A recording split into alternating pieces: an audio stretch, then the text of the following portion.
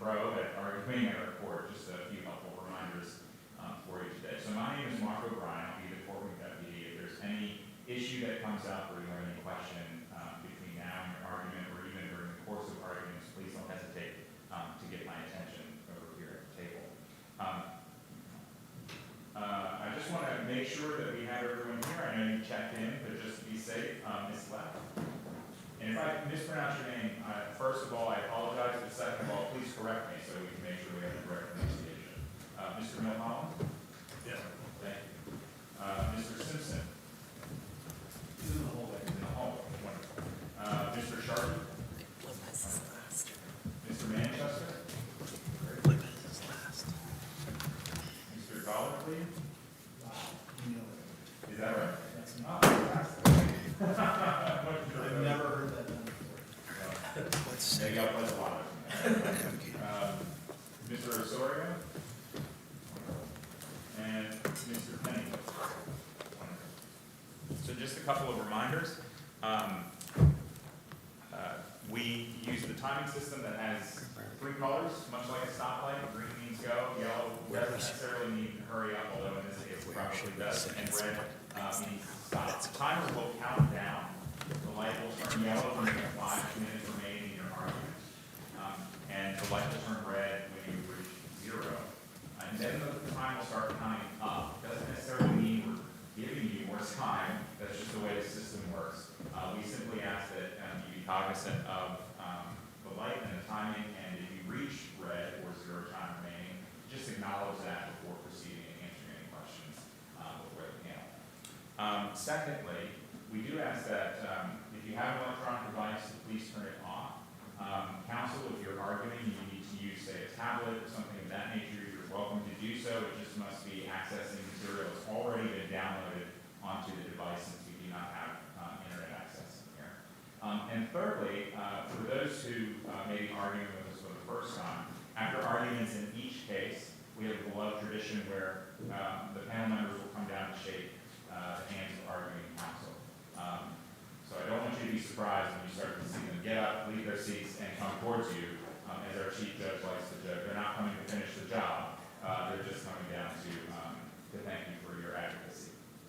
Before we get going, are there any questions based off of what I've said or anything else that I haven't said? Wonderful. Yes. Is the clock set to account for the time that we reserve for rebuttal? Yes. So if you're appellant's counsel and you reserve time for rebuttal, it'll show only the time that's not reserved for rebuttal, if that makes sense. And then we will, when you come back up for rebuttal, we'll show that.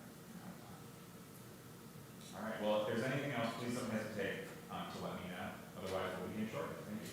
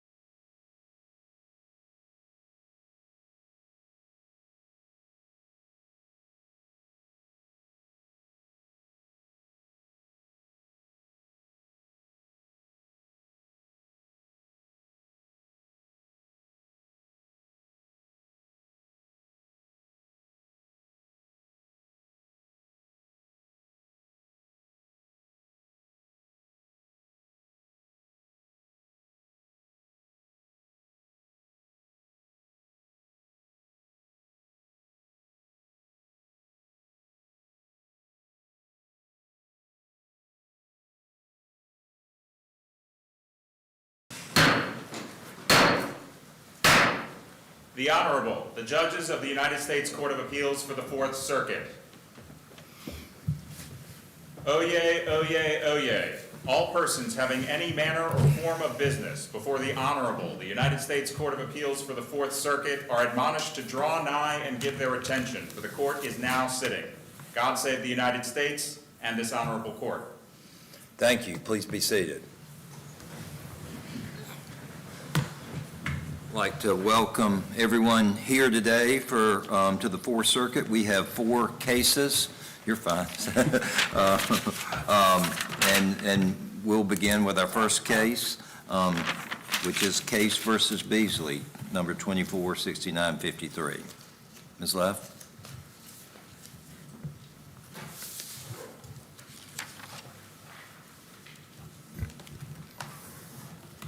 Good morning, Your Honors. May it please the Court. I'm Allison Leff, and I represent Plaintiff Appellant Brandon Case. The defendants in this case, 3 correctional officers, made an intentional choice that put a prisoner, Brandon Case, in danger. Because of that choice, Mr. Case was injured in exactly the way the defendants knew he might be, and he will suffer chronic pain for the rest of his life as a result. The trial court made a mistake by granting defendant summary judgment. The court's decision overlooked facts in the record that would permit a jury to find the defendants, Brandon Beasley, Eric Ureta, and Kenny Custodio, violated Mr. Case's 8th Amendment rights. What's more, the trial court committed a procedural error by allowing defendant Custodio to oppose Mr. Case's summary judgment motion after missing the deadline to do so and failing to show that excusable neglect justified his error. So I don't want to divert too much time on the thing you just said, but I'm trying to figure out let's assume that you're right. I'm just not sure what follows, because even assuming the district court was wrong to let him oppose the defendant to oppose the plaintiff's summary judgment motion, like, we don't grant summary judgment by default, so the court would have still had to decide whether to grant the plaintiff's summary judgment motion. And given the fact that the court ultimately granted summary judgment to the defendant, it seems pretty blindingly obvious the court was not going to grant summary judgment to the plaintiff. And then also, just like, in cases like this, it's virtually impossible to get summary judgment as the party that would bear the... So, like, you may be right that the court shouldn't have I'm just trying to figure out what is actually practically at stake with that question.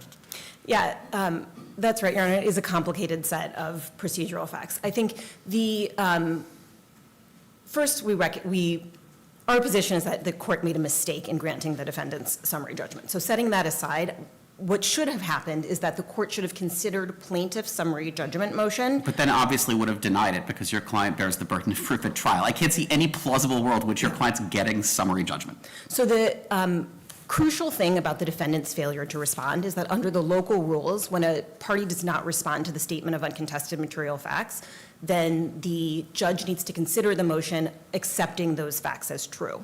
So the idea is that the judge should have accepted the material facts that were in plaintiff's statement and taking all those facts as true, decided the motion with that in mind. So that's what we ask, that the court order, that the district court consider that motion, accepting those facts. And I think also this, you're absolutely right to point out, it is extremely unusual for a plaintiff in a case like this to get affirmative summary judgment. This was a very narrow motion on a very specific set of facts. So in this case, it was only a motion against one of the defendants, and the defendant had admitted a lot of things in his deposition, and also when the motion was originally filed, had failed to respond to requests to admit. So there was a set of facts that was I will let you get off this topic in a question. I just have one, though, because this is a factual question. Are you aware of a single case in which this court has ever reversed a district court on an excusable neglect standard where all the court let a party do is respond to a motion against it? I cannot find a single case where we've ever found the district court abused its discretion in finding excusable neglect in this type of situation. I'm not aware of any such case, Your Honor. So I'll begin by discussing the Eighth Amendment issue. The dispute related to plaintiff's Eighth Amendment claim is about whether the defendants disregarded a known risk of harm. There are facts in the record, which the district court completely overlooked, that support an inference that the defendants knew there was a substantial risk of harm and that they didn't take any reasonable steps to address the harm. The following facts would support a jury finding that defendants knew they created a serious risk of harm to general population prisoners like Brandon Case by leaving the Sallyport doors open. Each defendant had years of experience working on the unit where Case was attacked. Each defendant knew that safekeepers were a special classification of inmates that included. Counsel, can I stop you, and maybe get to this point by asking it a question that'll involve the facts that you're outlining there. It seems like from Farmer, we know that they do not have, the defendants aren't able to say, we had to anticipate this very specific encounter. But do they have to subjectively realize that when Custodio was allowing Case to, or not stopping Case from going down the stairs, and we'll just take that one, does he have to realize there that the safekeepers are coming up? Does he have to appreciate, not that Mr. Kenyon, I think, I may have the names wrong, was going to be there and they had some prior, beef or something, but does he have to subjectively appreciate that the safekeepers are at that moment kind of coming up there? So I think there are layers of deliberate indifference in this case, and there's a broader layer of deliberate indifference where he does not have to realize, Custodio does not have to realize that Kenyon is on his way. So in this case, there are facts in the record that put these defendants on notice that leaving those Sallyport doors open created a substantial risk of serious harm. So that is deliberate indifference in of itself. The decision, the conscious decision just to leave those doors open, knowing that this is a unit that houses safekeepers and general population prisoners, and that those prisoners cannot mix in the hall for safety reasons. Beyond that. Would that be any different, for prisoners of the general population? It is different, because this is a unit where you have safekeepers on one floor and you have general population prisoners on another floor. But the policy is not, I'm sorry to cut you off there, but the policy is about keeping doors closed isn't a safekeeper policy. It's a policy for general moving within the prison system, right? There's, I'm sorry. yeah, I think that's, as to whether the policy pertains specifically to safekeepers, I think the Sallyport doors policy may be generally for safety reasons, but there's a lot of facts in the evidence to suggest that the Sallyport effect, as the officers called it, was important in Unit 2 because of the safekeepers and the general population prisoners. There is, for example, a memo from the defendant's supervisor, a man named John Jers, saying, I have told you over and over that the Sallyport effect is important in this unit to keep safekeepers and general population prisoners from meeting in the hallway. So these defendants, what Farmer asks is, are there facts that put these defendants, that put the defendants on notice? So let me just kind of try to see if I understand your position, what you said. Your position is that the fact that they knew keeping those doors closed was important for the segregation of the general population and safekeepers. That was, it sounds like your position is awareness of that, and then keeping the door open is enough. Is that your position? That's right, Judge. Okay. Let's assume I think they have to have, he has to have an awareness that the safekeepers are coming or potentially coming. What's the facts and evidence that he has that? Is it the radio call? So there. Anything besides a radio call? Yeah, there are a few things. Custodio was stationed in the second floor booth, and Eureka was stationed in the downstairs booth. When those safekeepers left for recreation, both of those officers saw them pass through. So the officers know when the safekeepers left for recreation, and they also know, as they testified at their depositions, from their years of experience working on Unit 2, that safekeeper recreation time is 1 hour.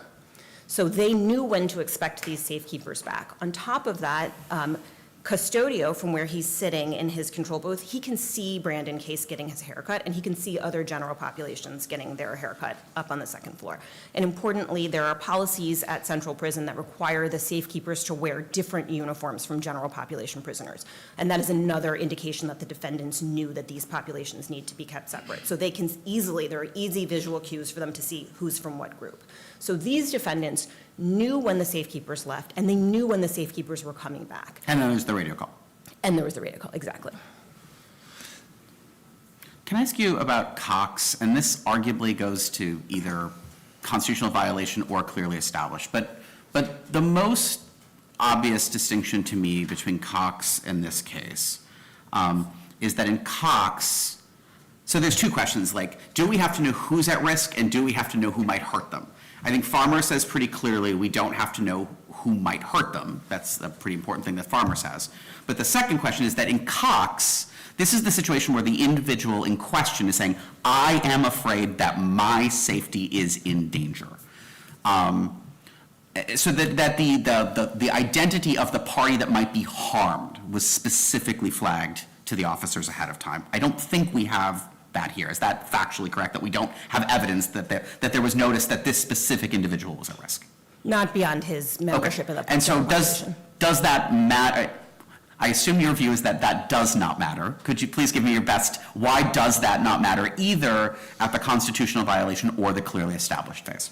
So I think Farmer addresses both of those issues that you've raised. And under Farmer, you don't need to know who is likely to be the attacker, and you also don't need to know who is likely to be the victim. Is that true? Because in Farmer, we definitely knew who was at risk. I mean, it was very clear in Farmer who was at risk in Farmer. That is true. You're right.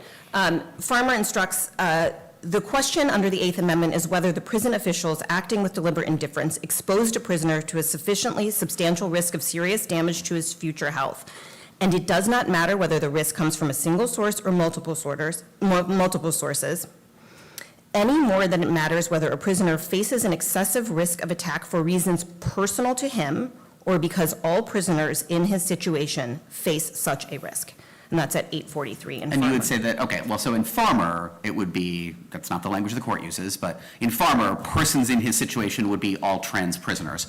And so here you would say all people in his situation are people going up and down the stairs at this time? Is that, who are the people in his situation here? General population prisoners who live in Unit 2 alongside safekeepers and are protected by those sally port doors being closed so that they can't pass in the hallway at the same time.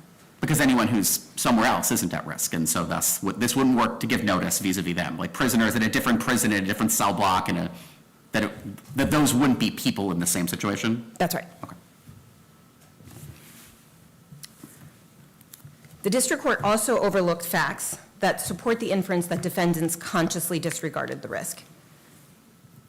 Custodio testified that he chose to leave the door to the stairwell open for an extended period because he didn't want to be bothered by repeated requests to open the door while haircuts were going on. Ureta testified to the same thing. Beasley and Custodio left the doors open after there is evidence in the record to support that they received a radio call that the safekeepers were on their way in. And at that point, as we talked about before, Custodio could see Case in the hall. Let's talk about the radio call. Yep. I want to make sure, I spent some time with it, but you know the record better than I do. Was that Officer Smith who testified about giving the radio call? What's the name of that officer? So there were two officers who were escorting the safekeepers. One was Smith, and the other officer is, I'm forgetting her name. Well, it doesn't, I'm not so worried about their names, but. Black, Cassie Black is her name. Okay, thank you.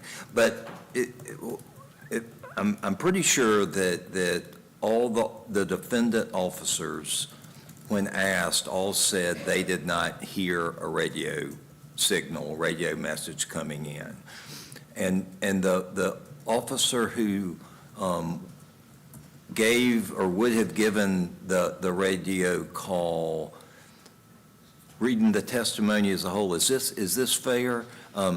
Indicated that they gave a call, but then when press said, my custom is to give a call. That's right. Cassie Black initially testified that she gave a call, and then later in her deposition, she said she can't think of any reason why she wouldn't have. And Smith testified that there was a call. Okay, Smith And I said there think the was. point- Okay, the person who, but Smith didn't give it, so Smith would have heard it, is that right? That's right.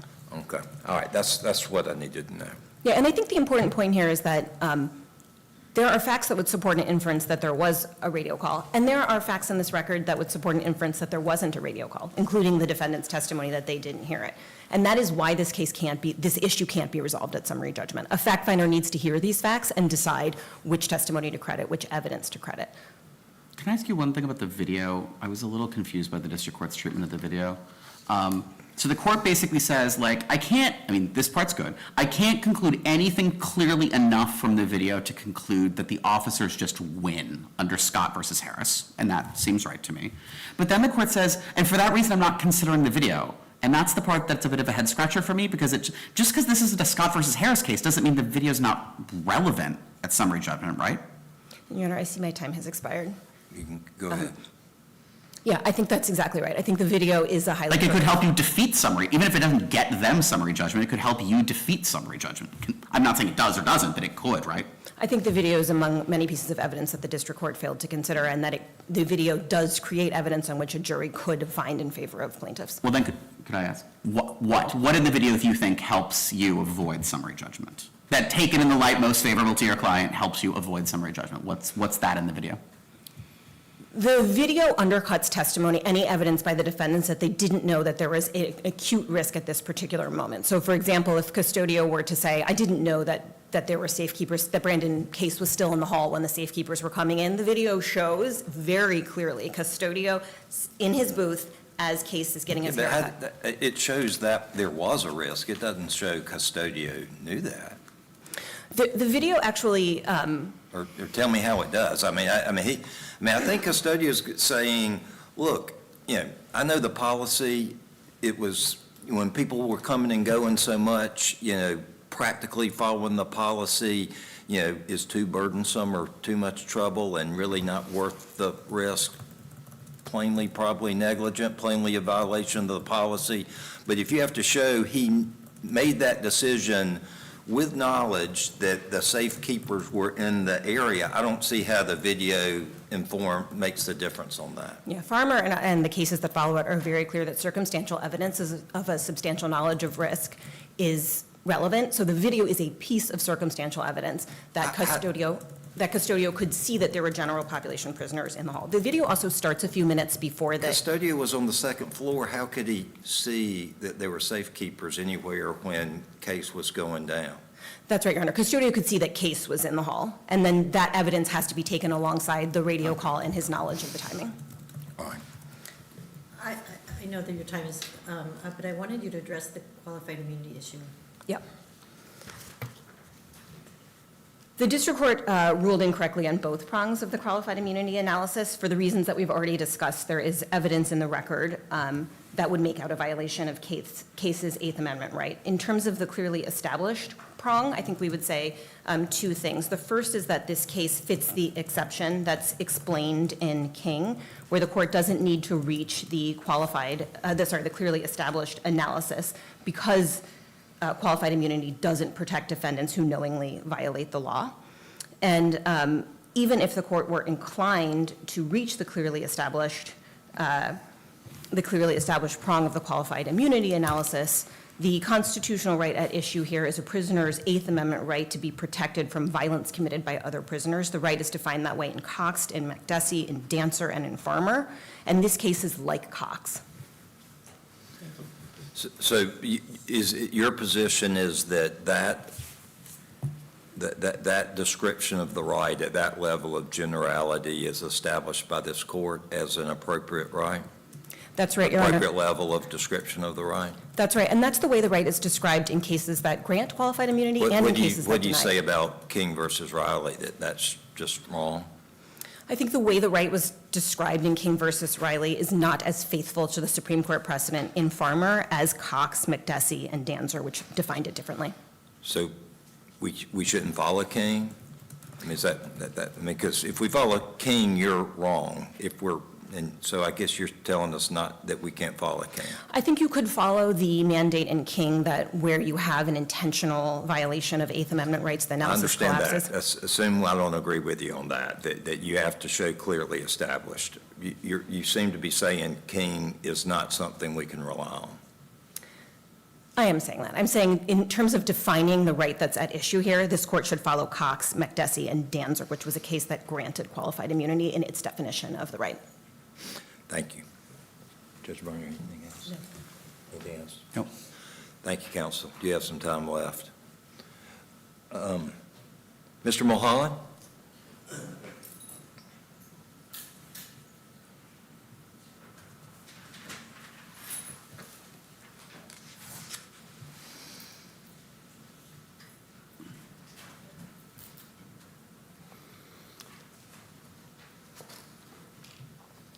Thank you, sir. Whenever you're ready, we're ready as well. Thank you, Your Honor. May it please the court, I'm Locke Milholland, here for defendant appellees Beasley, Custodio, and Urieta. And deliberate indifference is a high bar to show, and abuse of discretion is an even higher bar. And in this case, Mr. Case cannot meet either showing.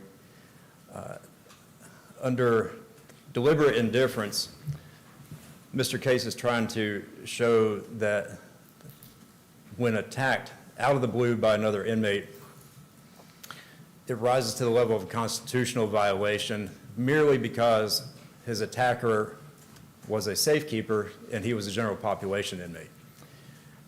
And that is not enough. Safekeepers, Your Honor, are a classification of prisoners based on being pretrial detainees. And for inmate purposes, that means that they are 14th Amendment prisoners or inmates versus 8th Amendment prisoners. The 8th Amendment prisoners are under the standard of cruel and unusual punishments because they've been convicted to a sentence where they can be punished as long as it's not cruel and unusual. And the 14th Amendment inmates are under a due process standard. And so when they're there awaiting trial, they are kept separate because they can't be in the certain same programs as the general population inmates, and they can't be otherwise punished. And if they were allowed to mix into a homogenous group, then it would be hard to say that the pretrial detainees are not being punished. So, counsel, does that, appreciating that, does the record give an indication that safety is part of the reason for the segregation of pretrial detainees in the general population? Your Honor, the record indicates that safety is a consideration in the prison population as a whole. And specifically as to safekeepers, the record looks to the policy of C.1600, where it shows that the categories of safekeepers are a number of different reasons.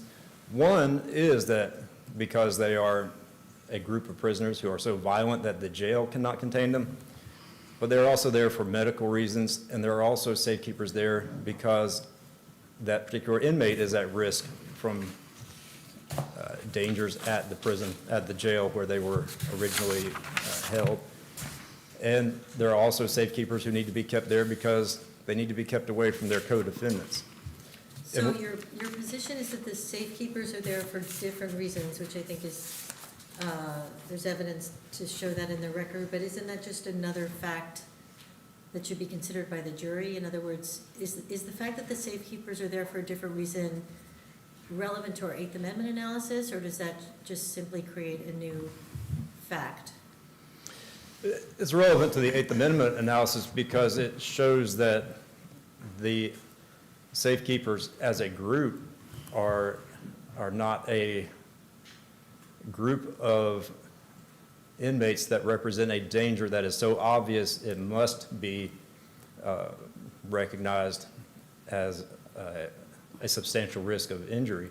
And that goes back to the Farmer v. Brennan standard. Before Farmer, you had to know a specific threat to a specific inmate, but Farmer broadened it in two ways, and one is if it's a vulnerable member of a population that's a member of a vulnerable group, like a transgender inmate.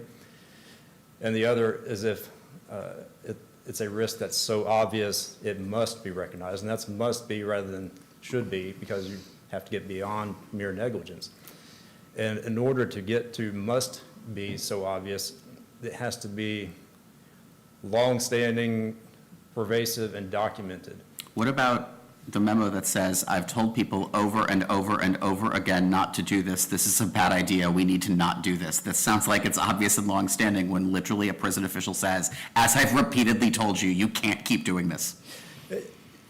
Yes, Your Honor, and an analogy for that is if you're in the house and the mother's telling the son, don't keep leaving the door open, the cat's going to get out. Don't keep leaving the door open, the cat's going to get out. Don't keep leaving the door, the cat's going to get out. And then one time they leave the door open and they get robbed. And then they come home, the mom says, I told you time and time again, don't leave the door open. And so that after the fact admonishment that, hey, you kept leaving these sally port doors open, and I've told you But not the to. memo talks about safe, so the analogy there would work, maybe, except for the fact that the memo at issue in this case says, I've told you repeatedly to keep the doors open because safekeepers. So I don't understand how that analogy helps you at all. It helps because part of that reason was to keep safekeepers separate The from. memo mentions safekeepers. Yeah, but it is keeping safekeepers who are on the top floor separated from general population prisoners. Which is exactly what wasn't done here. Yes, Your Honor, but again, they are separated for 14th Amendment reasons and not, and 8th Amendment reasons. I just not. don't, I mean, this is all over your briefs, it's all over the district court's opinion, and I mean this as sincerely as I can. I literally don't understand this, not all safekeepers are violent argument. I don't see how that helps you. Like, let's posit that that's, I mean, the only question that obviously leads to me is if some of these folks are really violent and some of them are not violent, I'm not really sure why you're holding the two of them together, but that's a separate question. That would be a question that an individual, if a non-violent safekeeper were attacked by a violent safekeeper, that might inform the claim that the non-violent safekeeper, but that's not the issue here. But I just genuinely don't understand. Like, I guess, I've been trying to think of an analogy for why this doesn't make any sense to me, but like, say, I'm gonna put you in a room and there's 100 people, I'm gonna lock you in a room with 100 people. So the good news is that 85 of those people are lovely, peaceful, nonviolent people, but 15 of them are super violent. But the good news is 85 of the 100 are not super violent, so it's no big deal that I'm going to lock you in the room with the 15 people who are super violent. I just don't understand how the fact that some, most, many safekeepers aren't violent really helps you in a world in which it seems undisputably clear from the record that at least some of them are really violent. Yes, Your Honor, but the full category is that they're so violent, the jail cannot contain them. And I'll use an exaggerated analogy from the Andy Griffith Show, where in Mayberry, the jail was situated so that Otis could come in and let himself in and out of jail when he needed to. And in North Carolina, we have 100 counties, and Wake County has 1 million people, and Mecklenburg has more than 1 million people. But when there is also Stanley County that has a total population of 60 to 70,000, and Graham County, where the county seat has a population of less than 1,000, those jails are not going to be of the same caliber that Mecklenburg and Wake County would have, and so those jails may not be equipped to handle prisoners who are of the more violent variety, but when they're put into the Department of Adult Correction with the statewide resources and prison facilities, they can be adequately contained in there, even when they're mixed with the medical detainees and the These sound like detainees. great defenses that you might have on the merits. I don't understand how you get summary judgment based on any of this. Because the officers don't have knowledge that the safekeepers are going to be any more violent than the regular population. So counsel, that's one argument, that just the nature of the safekeepers, doesn't give you sufficient knowledge, and is another argument that none of the defendants were aware at that time that the safekeepers were going to be in the hallway with Case or in the adjacent, or in the same area. Is that part of your argument? Yes, Your Honor, and And if it is, talk about that. There's two parts to that question I want you to address. One is that a fair argument given Farmer? Is that distinguishable from what Farmer says you can't consider? So if you could answer that, well, let's do that first. okay, yeah, and yes, Your Honor, that is part of the argument, because even if you have facts that should give you actual knowledge, then that actual knowledge, you must also draw the inference. And in addressing your point, Mr. Case's argument relies on stacking inferences, and under the Kuhn case cited, even though that's an ADA case, it says stacking inferences is not the way to prove deliberate indifference. And that stacking of inferences is relying on defendants knowing when the safekeepers went out for recreation, knowing when they would Which there return. definitely is evidence that would support that finding, right? You're not disputing that there's evidence from which a reasonable fact finder could find the defendants knew when they went outside. Well, the record isn't clear for that, but that would be. There is competent evidence in the record that would allow a jury to find that the defendants knew when the safekeepers went outside, right? A jury who believed the plaintiff's evidence could find that, right? Maybe, Maybe. yes. Well, no, that seems really important because, I mean, my fundamental take is that their argument basically seems to be, and I have some inclination, is that what the district court is basically doing is skipping to the end and predicting that the defendants are going to win. But that's not how summary judgment works. Summary judgment is, let's assume for the sake of argument that every piece of competent evidence they offer, the jury believes, and that the jury then draws every possible inference that's reasonable. I agree, you can't stack inferences forever, but every inference that you might draw in their favor, that they draw every single inference in favor, and every single time there's a dispute between you and them, the jury believes them and disbelieves you, because the only way you can get summary judgment is that even assuming all those things happen, the jury still has to find in your favor. And there's a flavor to both your argument and the district court's argument that I just don't feel like that's what we're actually doing here. But even if they knew when the safekeepers went out. Sure. Safekeepers come back in about an hour. And Sure. it's not. But then we only have an hour. testimony that there was a radio call, and I have two different officers I mean, I understand the defendants say we didn't hear the radio call, except I have evidence that a radio call was made that the jury could credit. And I also have two different correctional officials testifying. In my experience, you can hear these calls throughout the entire building. Now, again, maybe a jury doesn't believe that. Maybe the defendants have good arguments at trial, like it was really loud, it was really chaotic, I couldn't hear. That's fine, and maybe they win on that issue. But I don't understand how, in light of testimony that a call was made and two different officers testifying, in my experience, you can hear these calls throughout the building, how a jury couldn't find that a call was made and a call was heard, notwithstanding the defendant's understandable claim that they didn't hear it. As part of that, the deposition of Smith, he says that sometimes the calls are made, but because of the structure of the building, they don't carry. Right, and maybe you could argue that, and maybe the jury believes that's what happened in this instance, but that, again, does not sound like summary judgment standard to me. So, following up on that, it seems to me you have a fair argument that, maybe they knew where they came out, but it's, the coming back is not a known thing. The radio call is the thing that might create that sort of knowledge. And they all deny it. The officer who supposedly gave it said they gave it, said made the call, but then kind of said, well, I just generally make the call. But I think if you have that, then, maybe that's not enough, even under Judge Hyten's scenario, but the other officer says, yeah, the call was made. That's the part that, if that wasn't there, maybe that call doesn't come into play, but with that statement, that's part of the record, right? Yes, Your Honor, but even if the call was made, and even if the call was received, there there's still not enough to get beyond just the passing in the hallway is a general risk that, Well, let's assume, I understand that argument, and I Yeah. think that goes back to your first one that about the nature of safekeepers, and I hear you on that. But can you move to qualified immunity?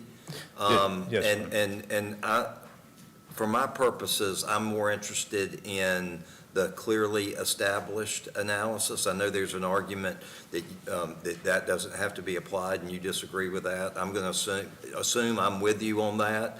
Okay. Help me understand how we define the right.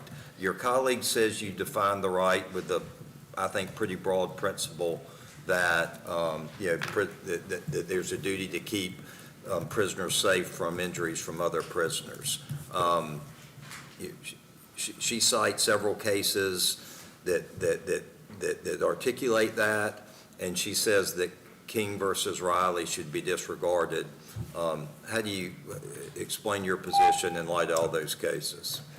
Your Honor, King v. Riley is a 2023 case, and that is a recent decision, and so that is what should But be she's followed. basically saying that conflicts with prior precedent. Being recent doesn't work if it conflicts with prior precedent. She's basically saying we should disregard that case as invalid because it deviates from our precedent. Well, and of course, clearly established is a spectrum, and under Farmer, every case of inmate on inmate violence would be, and that's obviously not where it needs to go. And so there does need to be some specificity. And in the other cases, Agnesy, for one, that was a vulnerable population member.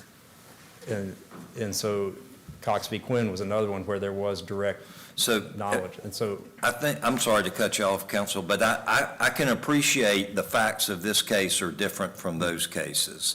And that would matter if you have to have a clearly established right that is more specific.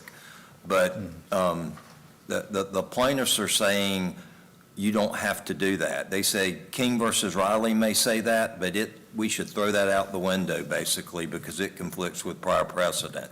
Do you agree? What's your position on that? well, this mirrors King v. Riley because King v. Riley said that this court hears constitutional violations, not policy violations. And in King v. Riley, the officer was not following policy by not looking into the window when making security checks. And here they were not following policy to keep the sally port doors shut. I'm not asking my question well, because what I'm trying to get you to respond to is not to analogize this case to King versus Riley, but respond to your opposing counsel's, position that we should not even consider that because it's inconsistent with prior precedent. Why is it not inconsistent with prior precedent if you think that's the case? Because King v. Riley, one, is more recent, and so that represents the direction that the court is deciding to go. And it does, 10:11 a.m. it does indicate that the courts want a more clearly defined right, even if the previous decisions were not as clearly defined and more broader. And so,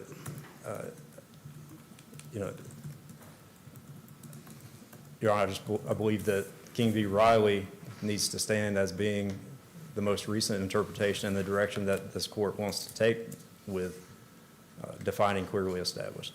I have a different topic, but Go ahead. okay. Can I take you to again, given what I said with your colleague, I'm not sure why if this ultimately matters, and if so, how it matters. On what grounds was the failure to respond to the plaintiff's summary judgment motion excusable neglect? Just plumb forgot is not a theory of excusable neglect that I'm familiar with. I mean, I think the district court judge was extremely kind in letting you file that, whether it was reversible error to let you do it. This does not seem like excusable neglect even plausibly to me. Well, when the courts have found neglect. I'm not asking what other courts have said. I'm asking you to explain to me why this was excusable neglect. Mr. Nichols is a very intelligent litigator. He came from a big firm, and My lawyer screwed up is not generally viewed as excusable Yeah. neglect. he was in the process of transitioning to another job. My lawyer has a lot of other responsibilities, is not generally viewed as excusable neglect. And so he did not have access to his equipment. So the new attorney who was substituting in, as soon as he noticed that the extension needed to be filed, he filed it. And then he simultaneously filed the motion to have that deemed timely. And so And the he, district court gave like no reasons, right? We've said there's like a 3-factor test district courts are supposed to consider in deciding whether it's an excusable neglect. And here the district court's like, nah, I'll just let you do it. No analysis of the pioneer factors of why I should let you do it, just let you do it. they did cite to the Calicott Preparatory Academy case, and You can finish, sorry, that's pretty loud, but we hear you. We all heard it, so go yeah, ahead. it's a little louder than the MP3 I got as a test. So the Calicott Preparatory Academy case was deciding strong favor of having cases decide on their merits, and that there's no prejudice in a plaintiff having to litigate their case on the merits. And in a lot of these motions for extensions of time, the orders granting them are cursory and for good cause shown, the motion's granted. And so I think we can recognize that the facts were included in the motion and that those were taken into consideration when Judge Dever was using his discretion to allow that case to be heard, this case to be heard on the merits and allowing the extension of time to be granted. Thank you. Thanks. Okay, any other questions? No. You have any other I questions? do not. Thank you, counsel. Thank you.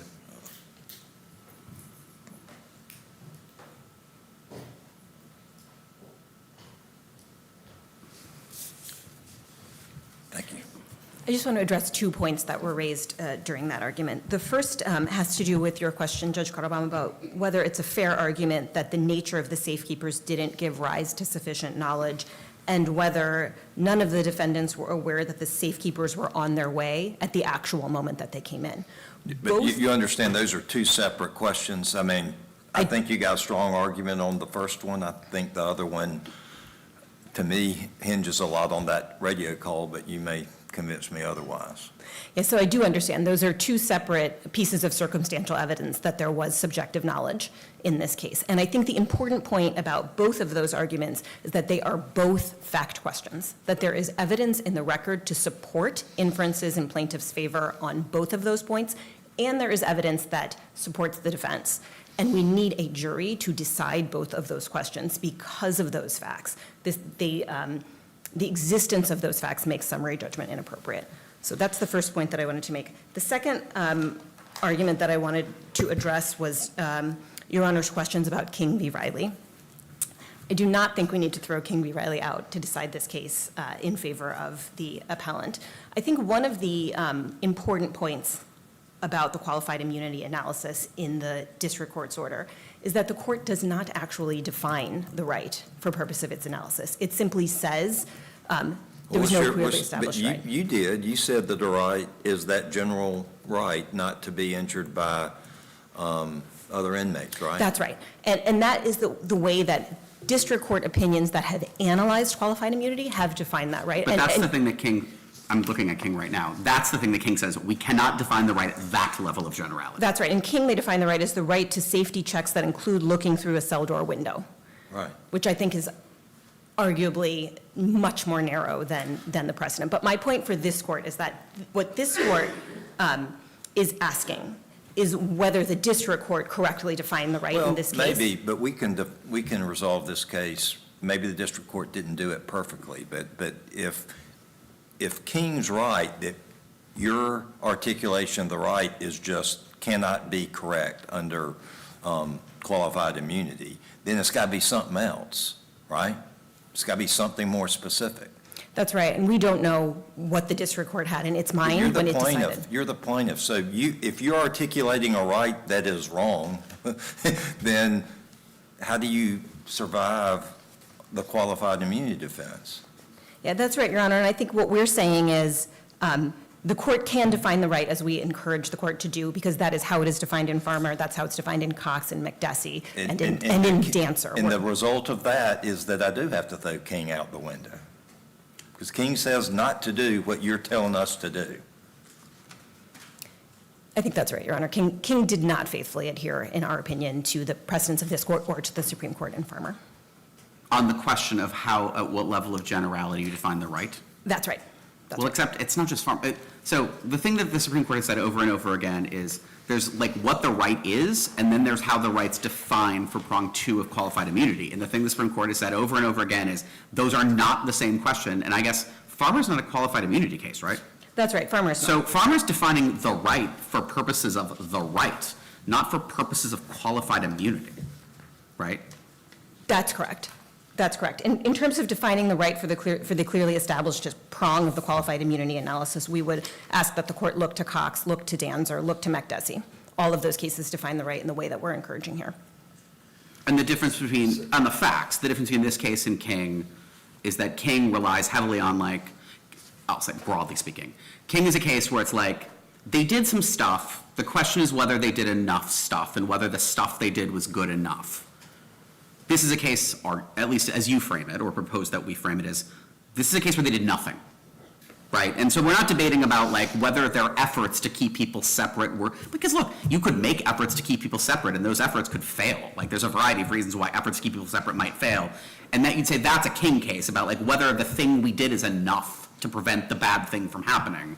But why, following up on that, I mean, why aren't we in that very same situation? I mean, it's a broader situation than King because we're doing an actual check of the prisons and is checking enough or is looking inside. But, I mean, you can't really say they didn't do anything to segregate the prisoners. I mean, they escorted them out, the safekeepers out together. They had they were bringing them back in together. For sure, they didn't do the policy with the door, but why is that not analogous to, looking inside the cell as opposed to general things? Seems to me. Yeah. Your Honor, I see my time has expired. May I respond? I think King is a case of negligence where there was a known risk of serious harm, and the officer tried to abate that risk by doing the safety checks, but did it negligently, and then there was harm. In this case, there's a known risk of substantial serious harm to the defendants, there's a known risk of harm because the Sally Port doors are open and the safekeepers are moving through the halls and the general population prisoners are moving through the halls. The defendants know about this risk, but they do not close those doors. And they don't look down the hall, they don't hold case. I appreciate that. I'm sorry to cut you off, but is it right that the only right you've articulated as a right for the clearly established form of qualified immunity is the broad right that we talked about earlier? You've not offered below or in briefs any more specific right, correct? That's correct. Okay. Thank you, Judge. Okay, great. Thanks to both counsel. We'll take this matter under advisement and we'll come down and greet counsel and proceed to our next matter.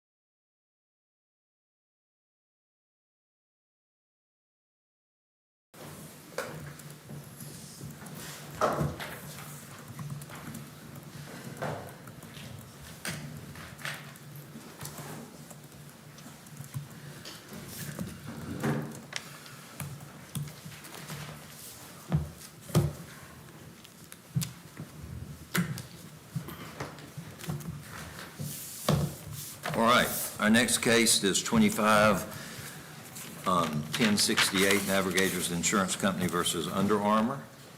We'll hear from Mr. Simpson. Thank you, Your Honor.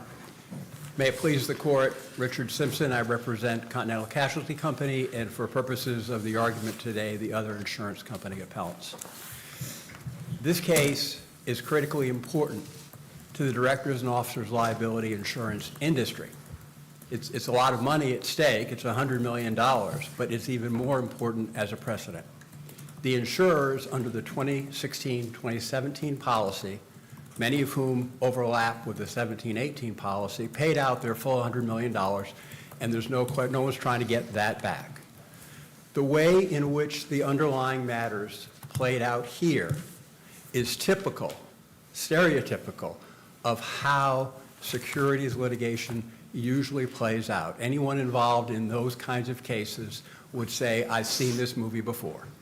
There's a class action lawsuit filed, and then quickly after some disclosure is made, over the course of time, as more information becomes available, amended complaints are filed, derivative demands and complaints are filed, and in many cases, there's also a government investigation.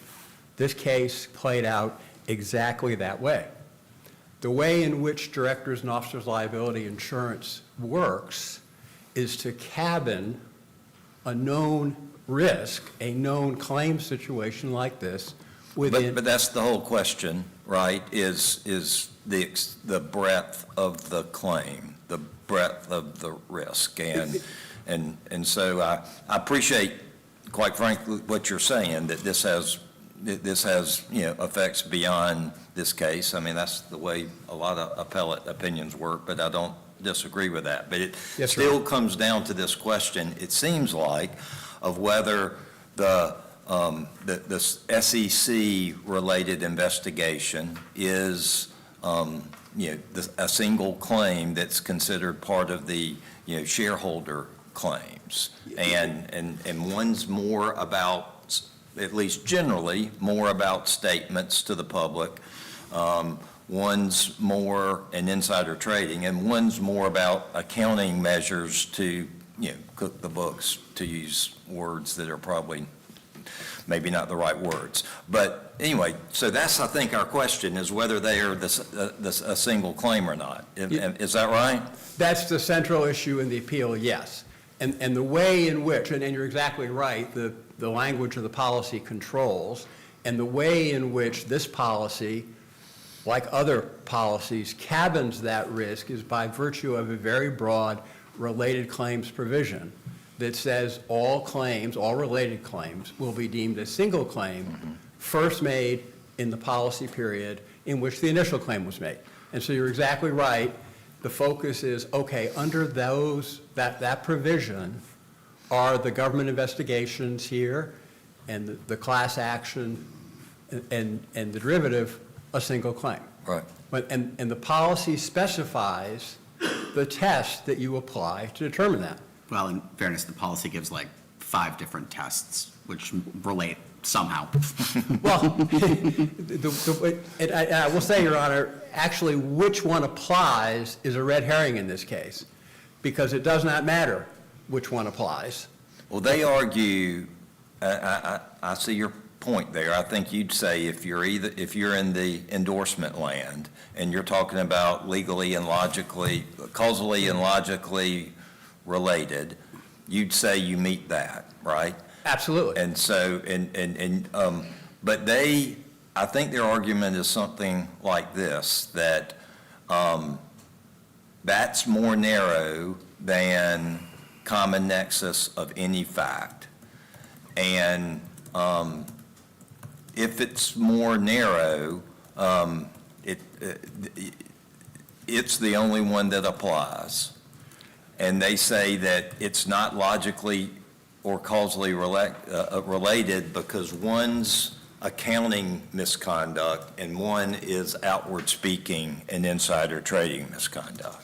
Okay. In terms of the breadth of the provision, logically or causally connected, and there's a host of cases we cite, is a very, very broad standard. So is common nexus. And here, in fact, Are those different? I'd say they're overlapping and comparable. Maybe at the margin, one could argue, if you parse the language exactly, it's somehow different, but not here. Here, I was about to say, years ago, you would have policies that just say all related claims without defining related. And if that's what this policy said, these would still be clearly related. The fact that the district court, correctly and understandably, the plaintiff said these are related cases, and the district court said, in terms of the class action, and the court said, yes, they are related. They can all be consolidated, give me a consolidated complaint.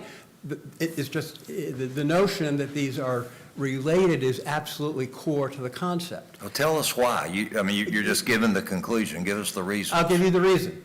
The government investigations, as Your Honor indicated, focused on the accounting practices, the pull forwards. Now, those accounting practices are not themselves in any way unlawful. The SEC would not take action because you had pull forwards.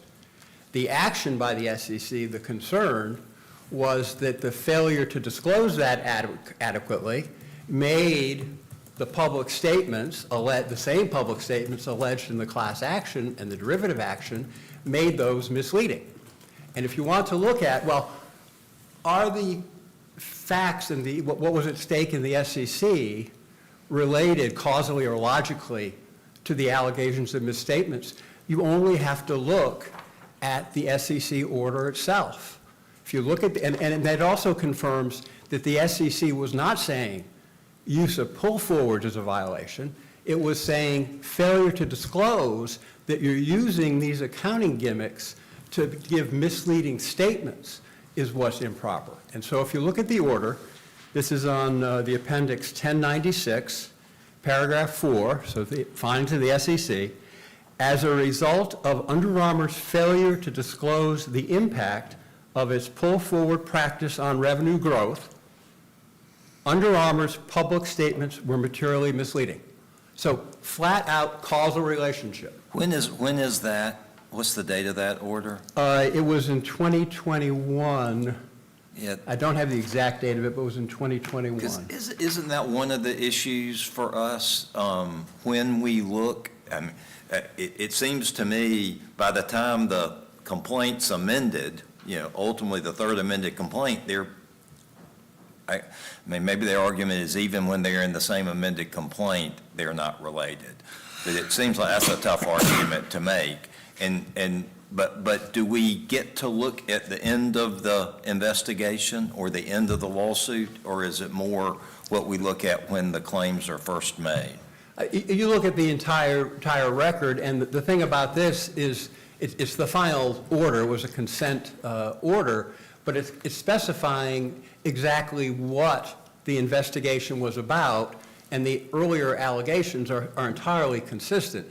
What the SEC was investigating from day one was, did Under Armour use these accounting gimmicks to support misleading financial statements about misleading statements about its finances? So, can I ask you about a word in the district court's opinion that sort of leapt off the page and causes some very serious concerns to me that sort of relates to some of what we're talking about? This is on JA1130. It's page 22 of the district court's opinion. It's the concluding sentence of the only full paragraph on that page. As such, the court finds that the supposed common nexus of facts between these things is insufficient. These were 12C motions, right? Yes. District courts don't get to make findings when ruling on 12C motions, do they? They do not. So there's just peppered throughout the district court's opinion is language that makes me very concerned that we are not applying the judgment on the pleading standard here. Well, both sides moved for judgment. Yeah, both sides could have wrongfully thought they were entitled to judgment on the pleadings. Well, and I think if we believe we are entitled to judgment on the pleadings, there is I assume you language- would rather, however, get their judgment on the pleadings vacated and remanded, even if you don't get your judgment on the pleadings. Yes, that would be a better alternative I just than don't, affirmative. so I mean, part of the question is this related to this? And is it enough? And I was like, this does not seem like a judgment on the pleadings inquiry. Well, This seems like, right? This seems like, because in order to grant judgment on the pleadings against you, I have to take all the factual allegations in the complaint and construe them like super in your favor. And to grant judgment on the pleadings for you and against them, I would have to do the opposite of that. But those are different questions. And in other words, I could easily imagine a world and say, if I review everything in the complaint and the documents attached to the complaint in favor of you, you win. And if I review everything in the complaint and the documents attached to the complaint in the light most favorable to them, they win. And then my answer is, basic civil procedure says, then what you do is not grant judgment on the pleadings.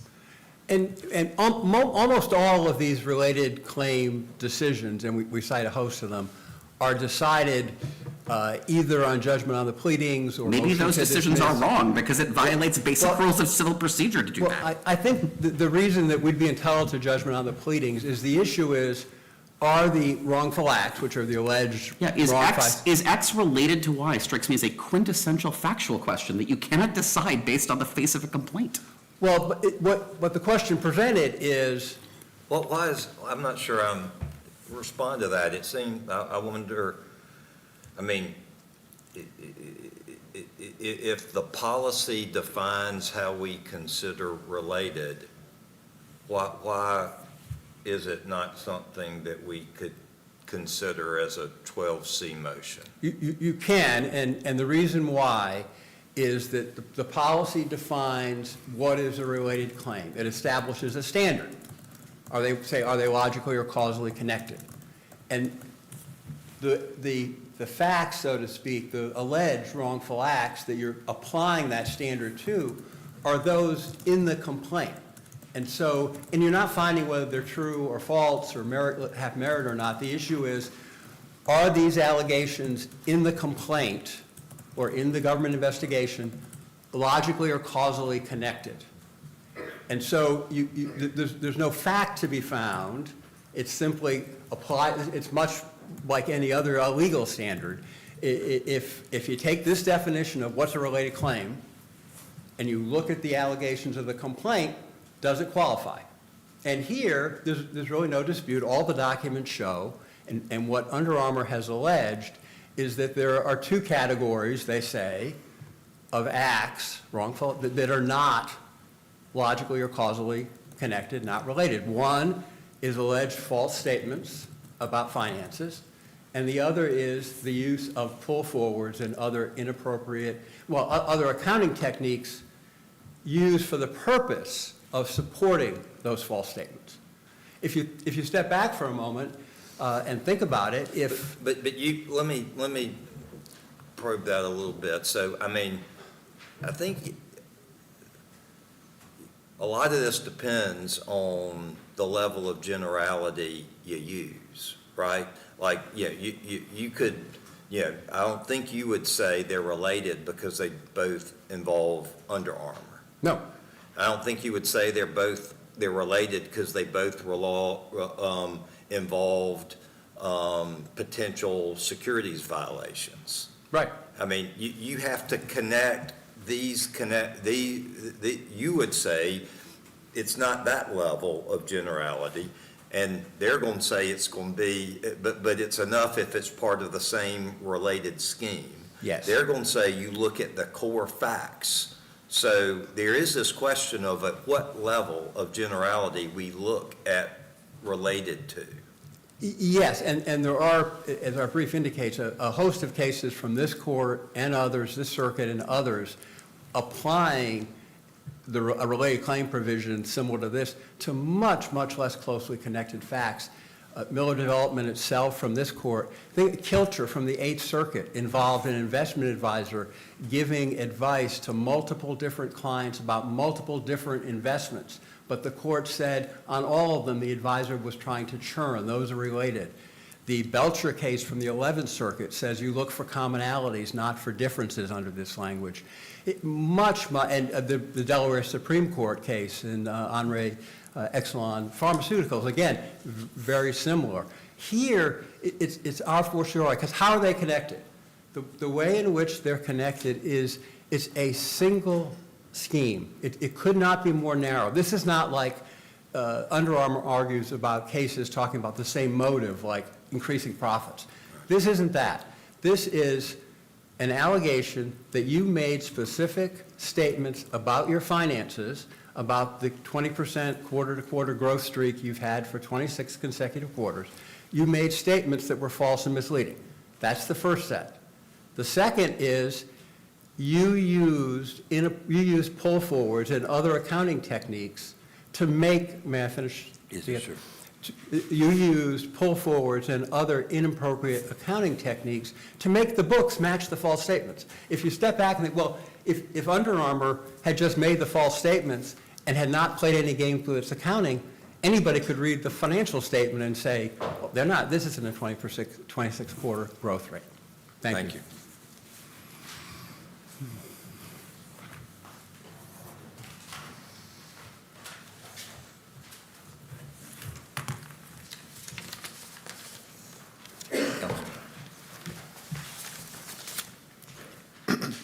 Mr. Sharkey? Good morning, Your Honors. May it please the Yes, Court. sir. My name is Michael Sharkey, and I represent Under Armour in this insurance coverage appeal. As this Court is aware, the key dispute in this case is whether the government investigations that Under Armour faced and the later allegations of making those same allegations were a claim first made under the 2017 tower.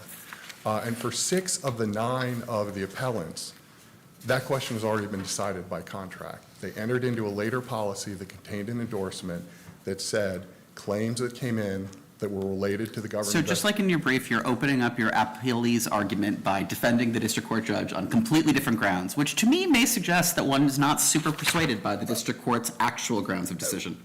No, I think. I mean, I represented a lot of appellees, I made a lot of arguments, alternative arguments for affirmance, but it was pretty rare to start my brief with an alternative grounds for affirmance. Well, I think my motivation here is 6 of these already settled this dispute. And why are we here for this dispute for those 6? Well, the counter argument to that is the district court never resolved that question. Even if we agree with you, there's still, like, that doesn't resolve the, like, it would be one thing if that just knocks out the case. If it's like a silver bullet, you win, case done. But let's say we write an opinion that says you're right about this. We then just have to keep going and talk about the rest of the issues. We well, can't resolve the appeal that way. We think as to those 6, it resolves the case. It gets it done. But it doesn't resolve it for us, and it doesn't resolve it for the district court either. Like, the case isn't just over, even if you win on that issue, right? The 3 of 6, it's over for 6 of them. Over for 6 of them. Okay. There's $30 million still at stake, right? Yes, but on the other hand, there's $60 million that would Of course, be you know, resolved. the so- response on that issue is, you know, yeah, it said that, but it also said subject to all other, you know, provisions of the policy, and all other provisions of the policy of what we've been talking about before. So Yes. maybe it's not quite the silver bullet even for 6 of them. Well, Your Honor, I'll address that, but then I'll move on to the question as to the other 3. The answer to that is that it says, subject to all the terms and conditions, after it says deemed made under the 2017 tower. So you have to read those together. Otherwise, you'd be disregarding. Deemed in law means you treat something in a certain way, whether or not it ordinarily would be treated in that way. So it says you deem it made under the 2017 tower, then you apply the terms and conditions of that tower. So if you then allowed you to Which read would still at least preserve the specific claims exclusion and the, whatever, prior notice exclusion, right? No, Your Honor, because they deeming it made under the, That just means it's made, that means you got a claim, but you still could look, it could still be excluded. It could not be subject, in theory, it could not be subject to the single claims provision, but be subject to exclusions that apply even if you have coverage. but those exclusions wouldn't apply if it's deemed made under the 2017 tower. That language would be meaningless, because if every claim that would be deemed made under the 2017 tower. What's the purpose of wouldn't- that, what's the purpose of that, you know, language that's subject to everything else? All the other terms, if it's not a securities claim, if it's not not the insured. I appreciate, will you, I don't mean to. Okay, so I'll move on to the separate claim issue. So even apart from that issue, the policy language and the legal principles applicable here, these are not interrelated under the relevant definitions. The one involved pull forwards and Sorry, accounting issues. what's the relevant definition? So in terms, to add to the theme of things I was confused about of the district court's opinion, is the part where the district court just summarily declares that one of the definitions is way narrower than the other and literally doesn't explain on what basis the district court reached that conclusion. Just like, you just said it. Okay.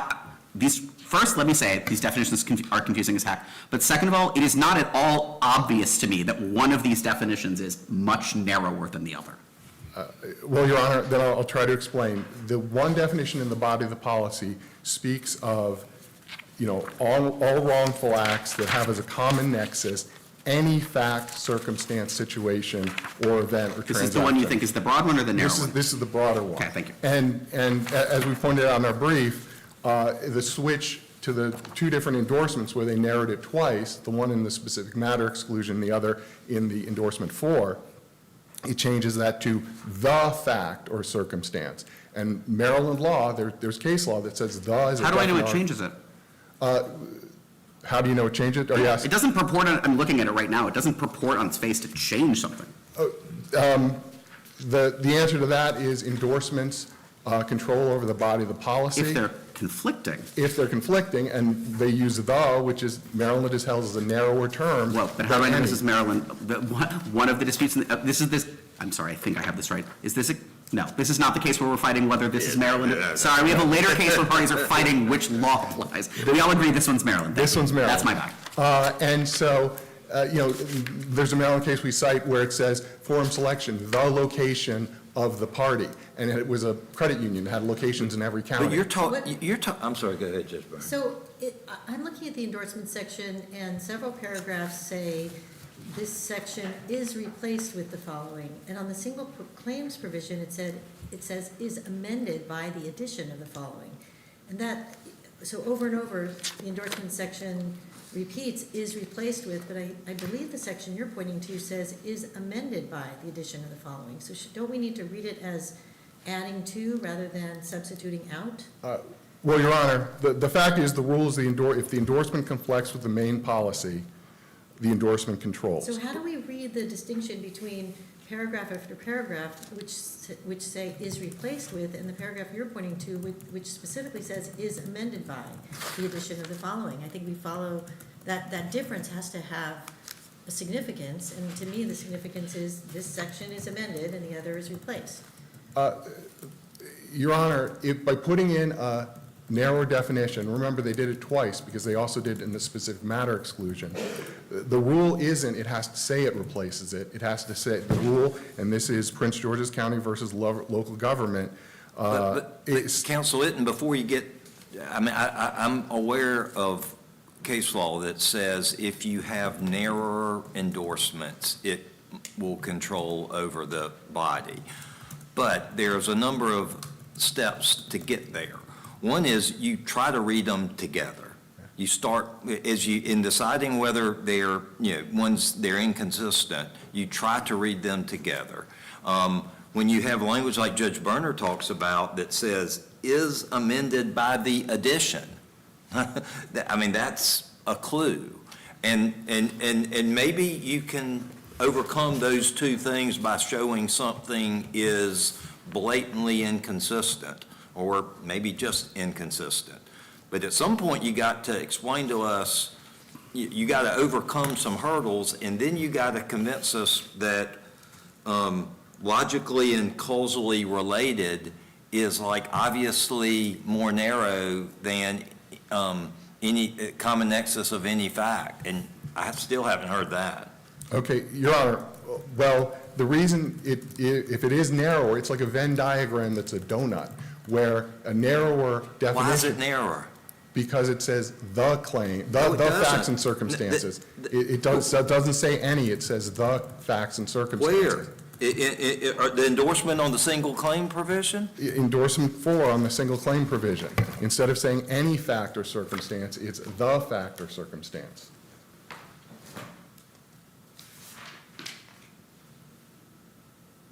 I thought the was in the endorsement of the specific matter. It is as well. They twice changed the language in the body of the policy of any Right. to the. Yeah. Shows an intent that that's what they really meant. What's the JA site where? 491. Okay, So it actually says at JA 491 two things. It says all claims and inquiries that arise out of the same facts, you're correct, but then it also says, or facts, circumstances, situations, events, or wrongful acts that are previously defined, that are logically or causally related. So it both says the and or facts generally, without the that you find so significant. Well, again, they're not using the word any, so that's a significant removal from the body of the policy. And the causally and logically connected language, that's been interpreted by courts to mean connected by an inevitable or predictable interrelation or sequence of events, or one person or thing brings about the other in a direct and traceable way where no independent significant things interrupts the causal chain between the two. And you just don't have that here. So even taking that part of the definition, what you've got is one set of conduct, which is the pull forwards and accounting issues, and then the public statements. So if- They weren't inevitable. I'm sorry, Your Honor. No, go ahead, I'm sorry. One didn't cause the other. They were two separate pieces of conduct that were being done. And again, we're talking about the level of generality here, and because it's talking about the facts, not any facts, that needs to be a high level of generality, the main facts, just as the county where the bank is located is the main location, not any branch location, has to be the main facts. That's what was going on. Why isn't, and you're right, the level of generality matters. If the fact, the facts, the circumstance, I think I got that right. Judge Berner was just stating it.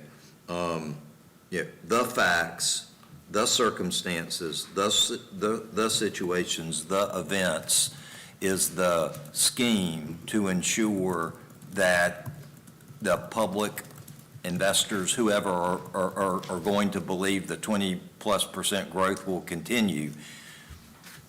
If that's the level of generality, maybe you lose. But you're saying we can't, that's too broad? Even under the any language, the Purdue case in the Maryland The District Purdue Court case doesn't really help you. The Ascend 1 case, Purdue case said similar modus operandi isn't enough.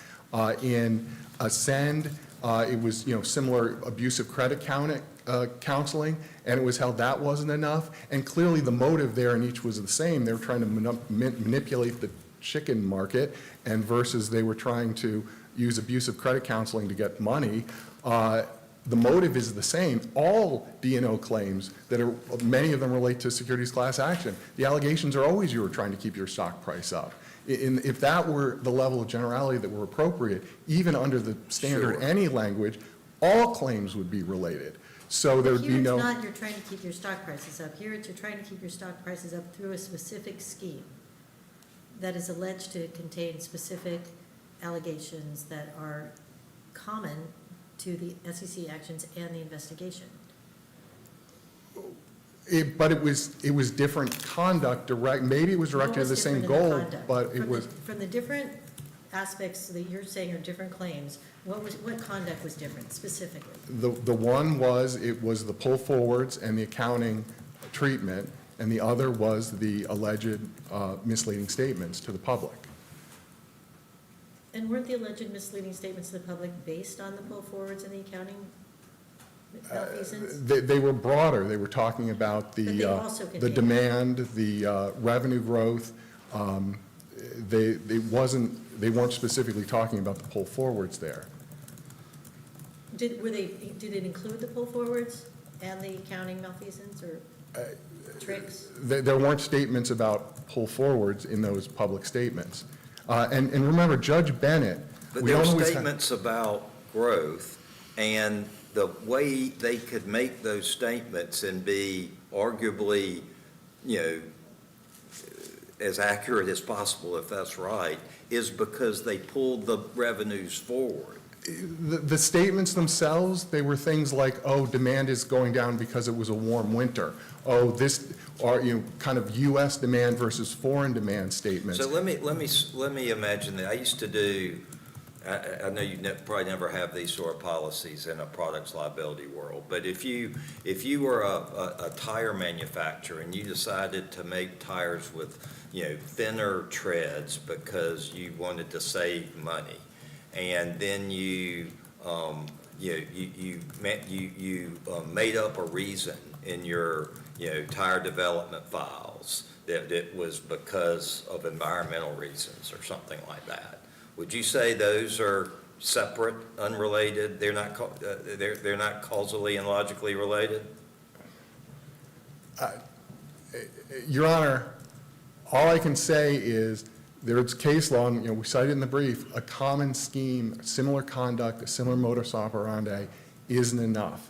And here, What's the I agree that you, you know all the cases better than I do, but the one I remember is Purdue, which talks about different ways of manipulating the chicken market. But is there, it seems to me this is a event that from a time standpoint is going all towards the same, projections of growth. So it's not like it's not the level of generality that we're trying to manipulate stock. We're doing two things to manipulate stock prices. We're doing two related things that that deal with a specific economic conditions at one point in time. And what's the closest, let me just say it this way, what's the closest factually case you believe helps you to this scenario? I think maybe Spectrum versus Home, that was a case, it's from the federal court in New York, another securities class action that, like this one, grew by accretion. There were alleged misstatements about licenses. There were alleged, and that was held to be separate from misstatements about whether the CEO was going to stay with the company, misstatements about some other issues, and all of them were in general to keep the stock prices up, that the company wasn't, was doing better than it was. But the court in Spectrum said these are separate. It went through and dug in and said, well, this is related to this is related to that, two separate claims, two separate towers. That's the most similar because it's a similar securities class action that grew by accretion, which actually brings up another point I would like to touch on, that even when these claims were added together in the same class action, like in Spectrum, they still remain separate claims. And remember, Judge Bennett, we don't always have this. The same judge was dealing with the underlying case, dealt with the insurance case, so he was pretty familiar. And there's talk about how they were put together. Pretty familiar enough to be looking outside the face of the pleadings, which one can't do at a 12C? I think he tied each of what he was saying to the pleadings. If you look at his decision, he refers to what was in the pleadings. But You're just saying we should give special deference to the fact that he knows a whole bunch of stuff that's not in the complaint. Well, what I'm saying is, I think, he has a perspective on the complaint. And if you look at the one Perspective decision. other than construing it in the light most favorable to the non-moving party, which is the relevant perspective on the complaint? Okay. Well, in the liability case, for example, he ruled when he was made the decision that ultimately led to being consolidated with the new class actions that came out after the government investigations were publicly revealed and allowing them the existing plaintiffs to amend. What he said was, he said, Under Armour said, well, he addressed, Under Armour was opposing that, but he said, no, I'm going to let these allegations in because they're not merely cumulative of the allegations that are already in the action. And this was in his, this was when he was adding these to in the underlying case. And then he similarly said, this information is nowhere found in the second amended complaint because the investigation had not been revealed to the public. And that echoes in it's in 1130 in the record, his decision here, where he said certain allegations of sales and accounting practices were, quote, wholly absent from the Brees complaint and the early derivative demands. So he was taking the pleadings in the one and saying, okay, that wasn't there before. And then he relied on, again, case law. You don't need to even look at Spectrum. Beal in the Maryland Court of Appeals said you can have one litigation with multiple claims for insurance purposes. There it was a malpractice case with multiple siblings who the lawyer mishandled the lead paint case for all of them. And he said, well, you have separate duties, therefore these are separate claims, even though it's the same action, under a similar definition of claim as we have here. And as Judge Bennett held, the language backs that up here because you have, it says, a civil action for a wrongful act. a written demand for monetary relief for a wrongful act, civil investigation for a wrongful act. If they're different wrongful acts, and also separated by or, if they're different wrongful acts, they're all different requests for monetary relief for different wrongful acts. So the mere fact that they were put together under the policy language, under Maryland law, and under factually similar cases like Spectrum, and we cite some other examples in our brief, you can have a single litigation that involves separate claims. And here especially, where there were proceeded separately for years. You had the securities class action going on. You had the SEC investigation going on separately for years. Securities class action wasn't talking about the pull forwards. Then when it got revealed publicly, they added it in. But again, it wasn't held to be cumulative. And you consolidate based on judicial economy and other considerations like that. It doesn't necessarily mean they were the same claim. And the judge looked at the pleadings, looked at the record that the parties put in for on the standard, and held that these were not related claims. And we submit that it should be affirmed and remanded to the trial court. Mr. Barney. Thank you, Your counsel. Honor. Appreciate it.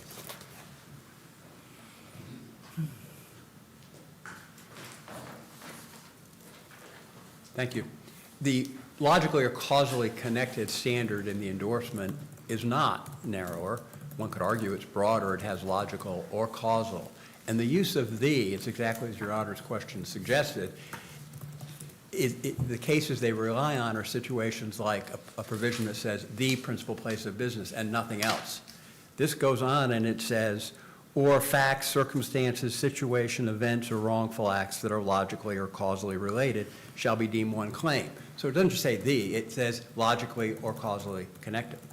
The way they're connected here is manifest. In fact, one good example of that is that initially the district court dismissed the securities class action, saying you haven't adequately, you identified false statements, allegedly false statements, but you haven't adequately pled scienter. Later, when it became known that the government investigations became known, and there were the allegations about the accounting practices, bad accounting practices being used to support those public statements, the court granted that motion for indicative relief, Rule 60B, and so, okay, well now, the court said that's additional evidence to support scienter. And if you look at the consolidated amended complaint, that's exactly what it says. This is on page JA 178. These suspect sales practices, which includes the pull forwards and other accounting gimmicks, enabled the company to increase quarterly revenue. So the accounting enabled increasing the revenue. What's your colleague talked about the later policy that said that if there's something related to these claims that they'll be deemed made in 2017-18. I'm getting it wrong. And you're exactly right, and I think it does speak volumes that both the oral argument... Forget what it speaks to, talk to the merits of it. I will. That provision on its face was intended to preserve the status quo. At the time those later policies... Okay, I'm not that worried about intent. I'm Okay. worried about what it says. All right, what it says is that new claims, not existing ones, made in the 1921 period will be deemed made during the 17-18, subject to all terms and conditions of 17-18. So for starters, and as an initial matter, that 17-18 policy says it can only be amended by endorsement, which didn't happen. But take as a given that those claims are deemed made. It's subject to all terms and conditions. 17-18 policy says claims have to be first made. And nothing about that special investigation provision. So your position there is that it's made between 2017 and subsequent years' policies, but you still got to apply the first. I forget the names of these. The single claim provision. Yes, Your Honor. The claim is made during the 17-18 policy. There's still the issue. Your colleague says if that's the case, you're really not doing anything. What's it doing? If it's you say it's preserving the status quo, or that was the intent. What effect is it having at all if, under your reading? Because then it would be treated as, if it gives it full effect, it's treated as made during that policy period, subject to all other terms and conditions. So that includes, and the endurance, the primary carrier had reserved rights on whether the government investigations were first made, and so that's still in play. And beyond that, all terms and conditions also includes the exclusions in the policy. Yeah, my question wasn't clear. Assuming you're right, I think your colleague will say that provision, that language in that year doesn't do anything. It doesn't preserve anything. It's like meaningless. You had all that before. So what's the legal effect of it than just, you didn't have to have an amendment to say that. That was your position all along. So what's the amendment Well, what it doing? does, I'm sorry. No, go ahead. Under the 1921 policy, if you had a new claim made during that period, what that's saying is, okay, that's going to be treated as a claim made in 1718, subject to all terms and conditions. So then what it does is say that new claim, and these aren't new claims, but that new claim will be subject to whatever 1718 provides. It rises or falls with the others. And so is then you will. that partly to cap the liability under the new policy? Is that why is that why it's related back? Is it in order to cap liability under the new policy? Yeah, the specific investigation exclusion is belts and suspenders to be sure that none of this known circumstance is going to fall in anything other than, it's going to fall in that later policy. It's the whole point about claims made coverage is intended for. So that if you, for example, for 17 and 18 had already spent 50, half the coverage amounts, you wouldn't get a whole new $100 million to play with. Well, yes, and in fact, the whole point here is that Under Armour got $100 million of coverage under 16, 17, and the notion is to make sure that nothing, these existing known circumstances don't get coverage under the later policy. And on this special investigation endorsement, if it comes back, even if you don't apply this provision about first made versus made, the single claim provision, you still have the exclusion for specific matter exclusion, and there's nothing, any reasonable argument, I think, that the other terms and conditions of the 1718 policy include that specific matter exclusion. Thank you, Counselor. Are you good?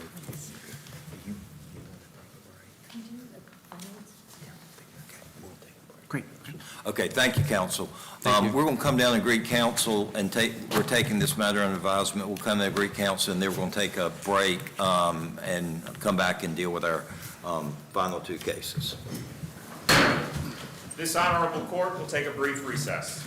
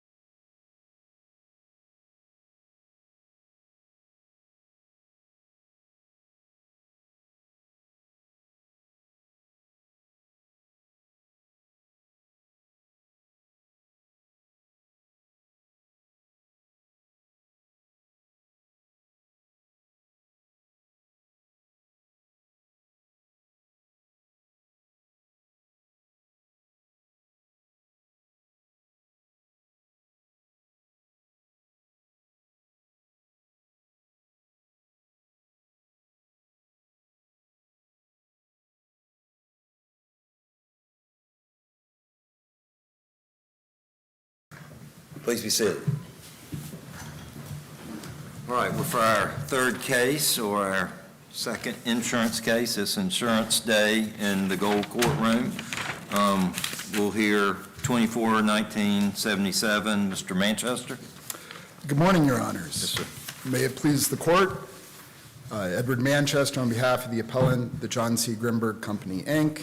And as you said, this is another insurance coverage dispute. And this is the one where we do disagree whether it's Maryland or Virginia, right? You are correct, Your Okay, Honor. thank you. There are three main issues. The first is, does a 50% loss of structural capacity constitute property damage, which the policies define as physical injury to tangible property? The second issue is, does the Navy's directive to demolish and rebuild the concrete walls constitute a claim? And the final issue is, does Virginia law govern the policies? Grimberg submits the answer to all three issues is yes. Can you ask, can I start with the end of those questions? I'm just trying to understand what is practically at stake with the question of whether Virginia or Maryland law applies. So What difference would it make? the difference is the Virginia existing building code being used as an interpretive tool to interpret the policy Okay. and its meaning under Virginia law. And it may or may not, and under Virginia law, it may or may not control, but at least if we're applying Virginia law, we have to look at Virginia statutes, right? When you apply Virginia law, you look to Virginia statutes, Sure. in particular to interpret a policy No, I understand. under Virginia law. And that's really the issue. Okay. That's really But the issue. isn't it, just to follow up, is it also pertinent on the legal obligation issue? It looked to me, now maybe you may have a different view of this, you probably do, because you think there was a legal obligation, but it looked to me that Maryland law was more permissive on that than Virginia law. You may disagree with that, you may view them the same, but it seemed to me that choice of law might apply on the legal obligation issue. We view them as The same. the same, and we believe some of the cases Okay. say that's basically All right, thank you. the same. Just a quick background on what happened here. Grimberg constructed a new Navy middle high school at the Marine Corps base in Quantico, and Grimberg's subcontractor, the PCS Group, negligently installed some concrete walls. During installation, the vertical rebar drifted to the center of the wall, and the wall lost its structural capacity. In addition, the building's structural framing system, which consists of a second-floor slab, a roof, and steel beams, also lost 50% of its structural capacity. And the Navy said this presents a major concern for the structural integrity of the building. The Navy ordered Grimberg. So did the, this is what I'm trying to figure out, the part other than the wall? Yes. You just said lost 50% of its structural integrity. If you had, let's assume we could take that building apart, piece by piece without damaging anything, would the pieces other than the wall be usable? In other words, did they inherently lose their own strength, their own structural integrity, or was the overall structural integrity affected by the wall's problems? I understand what you're asking, Your Honor, and the first answer is, under the Virginia existing building code, these other parts suffered substantial structural damage. So are you saying they need to be scrapped? They need to, if I'm a builder and I say, look, we got to tear this down, but I got some good other equipment. No, that's now weak. It can't be used. It's bowed. It's somehow insides aren't as strong. No, we're not saying that. Some of it was reused.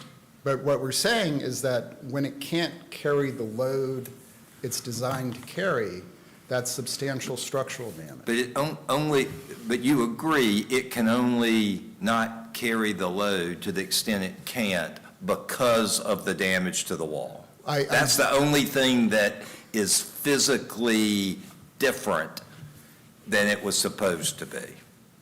I disagree in the sense that this is an integrated structural framing system. Go. And that you have to calculate how loads travel through the system.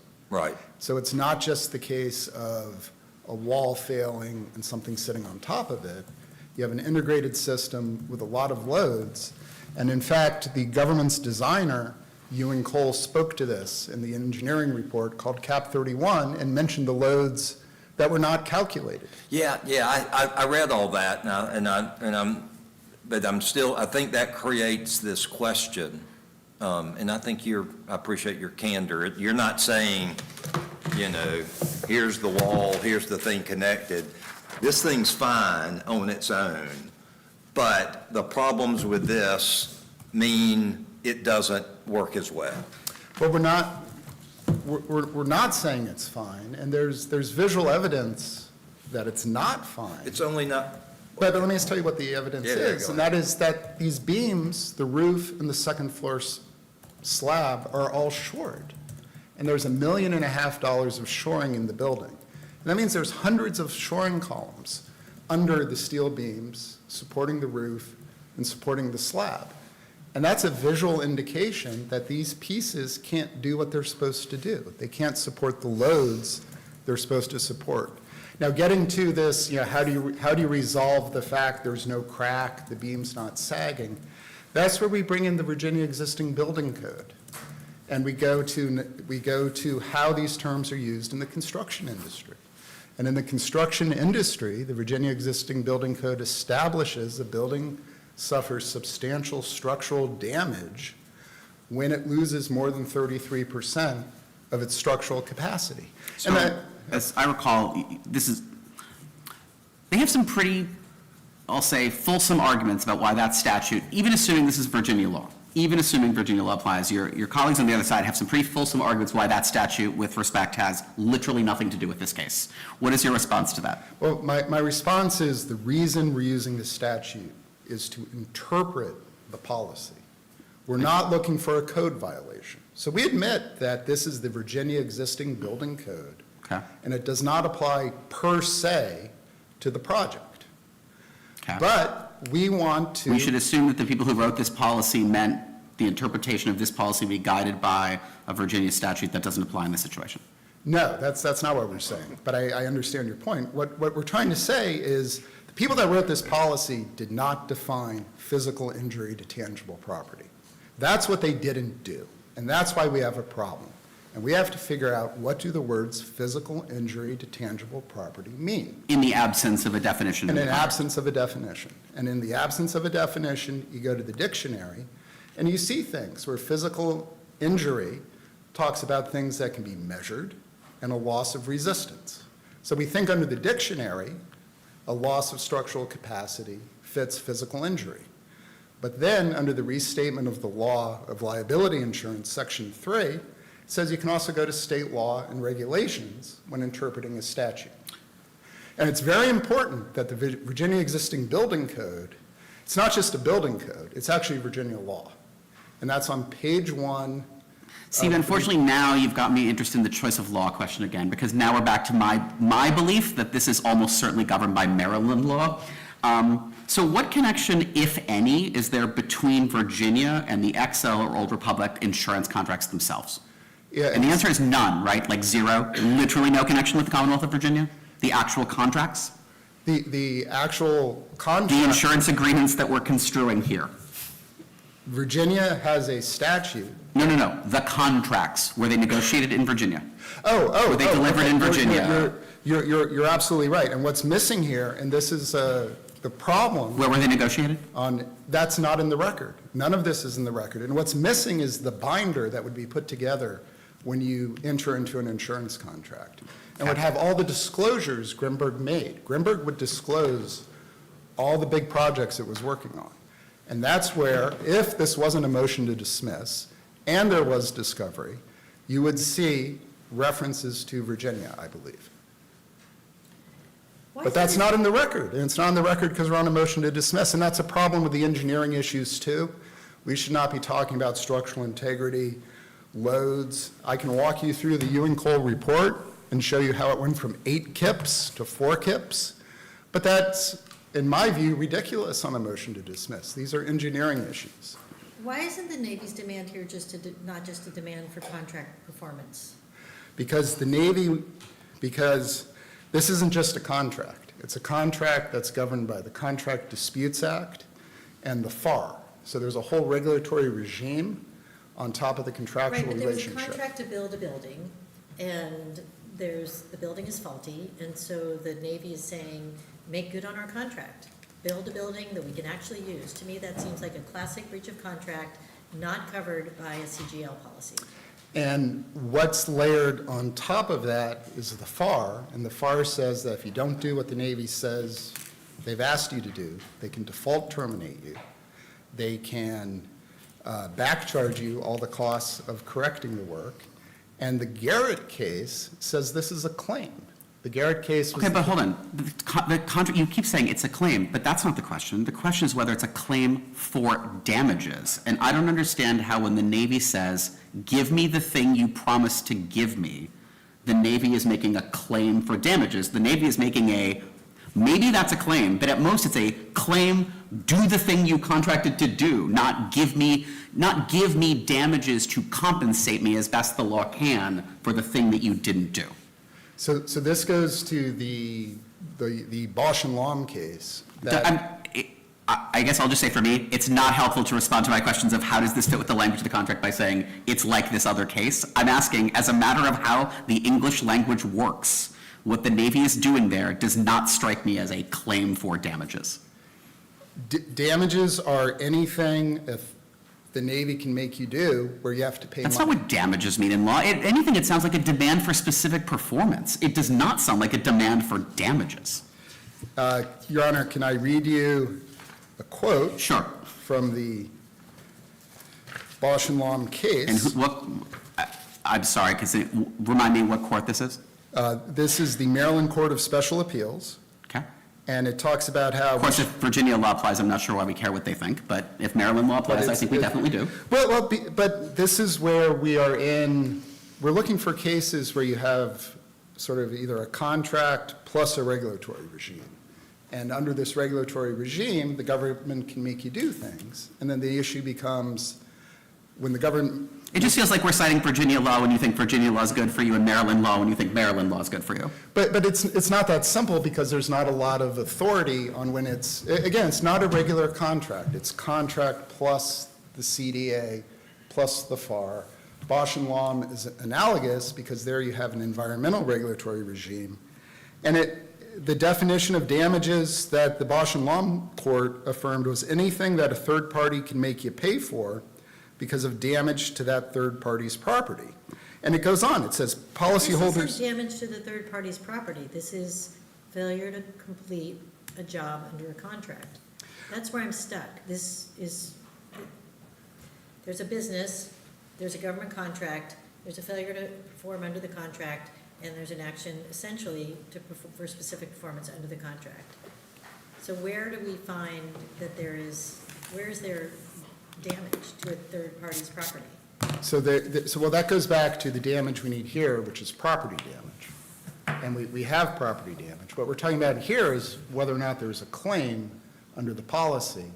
And when the government, in this situation where they threaten you with the default termination, well, first of all, where there's a claim begins with the Garrett case that says it's a claim. But the Garrett case, it was interpreting what is a claim under the Claims Disputes Act. That's not where we are. The question is whether there's a claim under this policy and this policy language. So why is Garrett even relevant? Garrett is relevant because the complaint says the reasonable expectations of the parties at the time of forming this contract was that it would cover Contract Disputes Act claims. In other words, Grimberg is a federal government contractor. This is the kind of work they do, almost exclusively. Is that the expectation of the parties, that it will cover contract disputes? I read the policy as excluding contract disputes. Not contract disputes. Isn't that what you just said? That the expectation of the parties is that the policy would cover? Claims. The reasonable expectation was if it is a claim under the Contract Disputes Act, I understand what you're saying, but a claim under the Contract Disputes Act, and why that's important, Grimberg is a federal government contractor. This is the kind of work they do.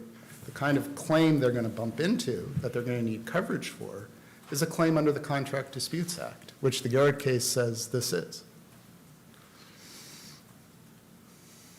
That case says it's a claim for damages, not just a claim.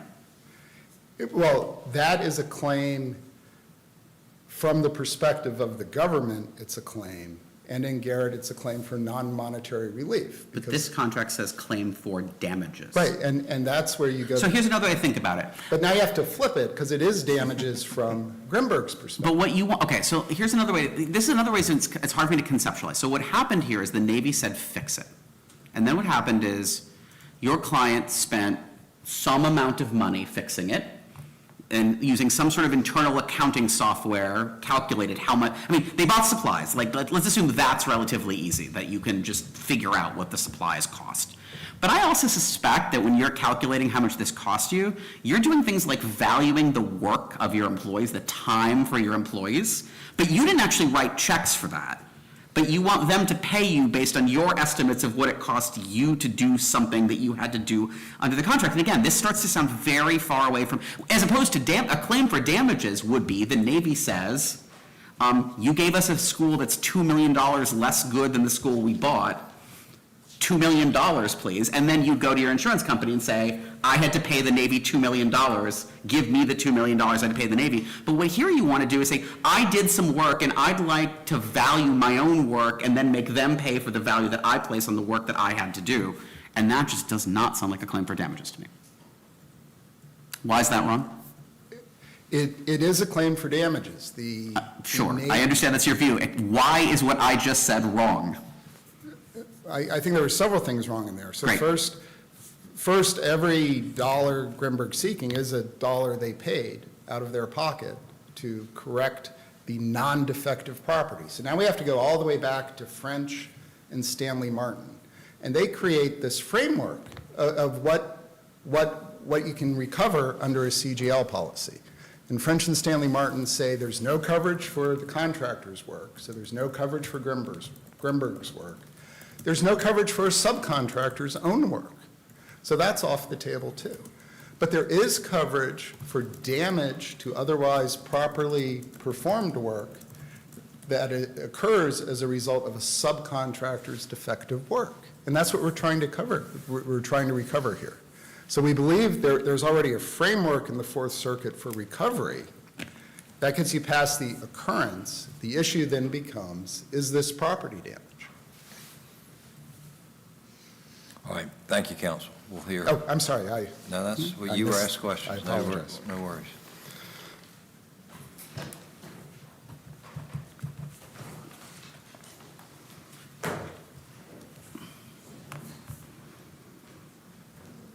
Good morning, Your Honors. Yes, sir. Glad to hear from you.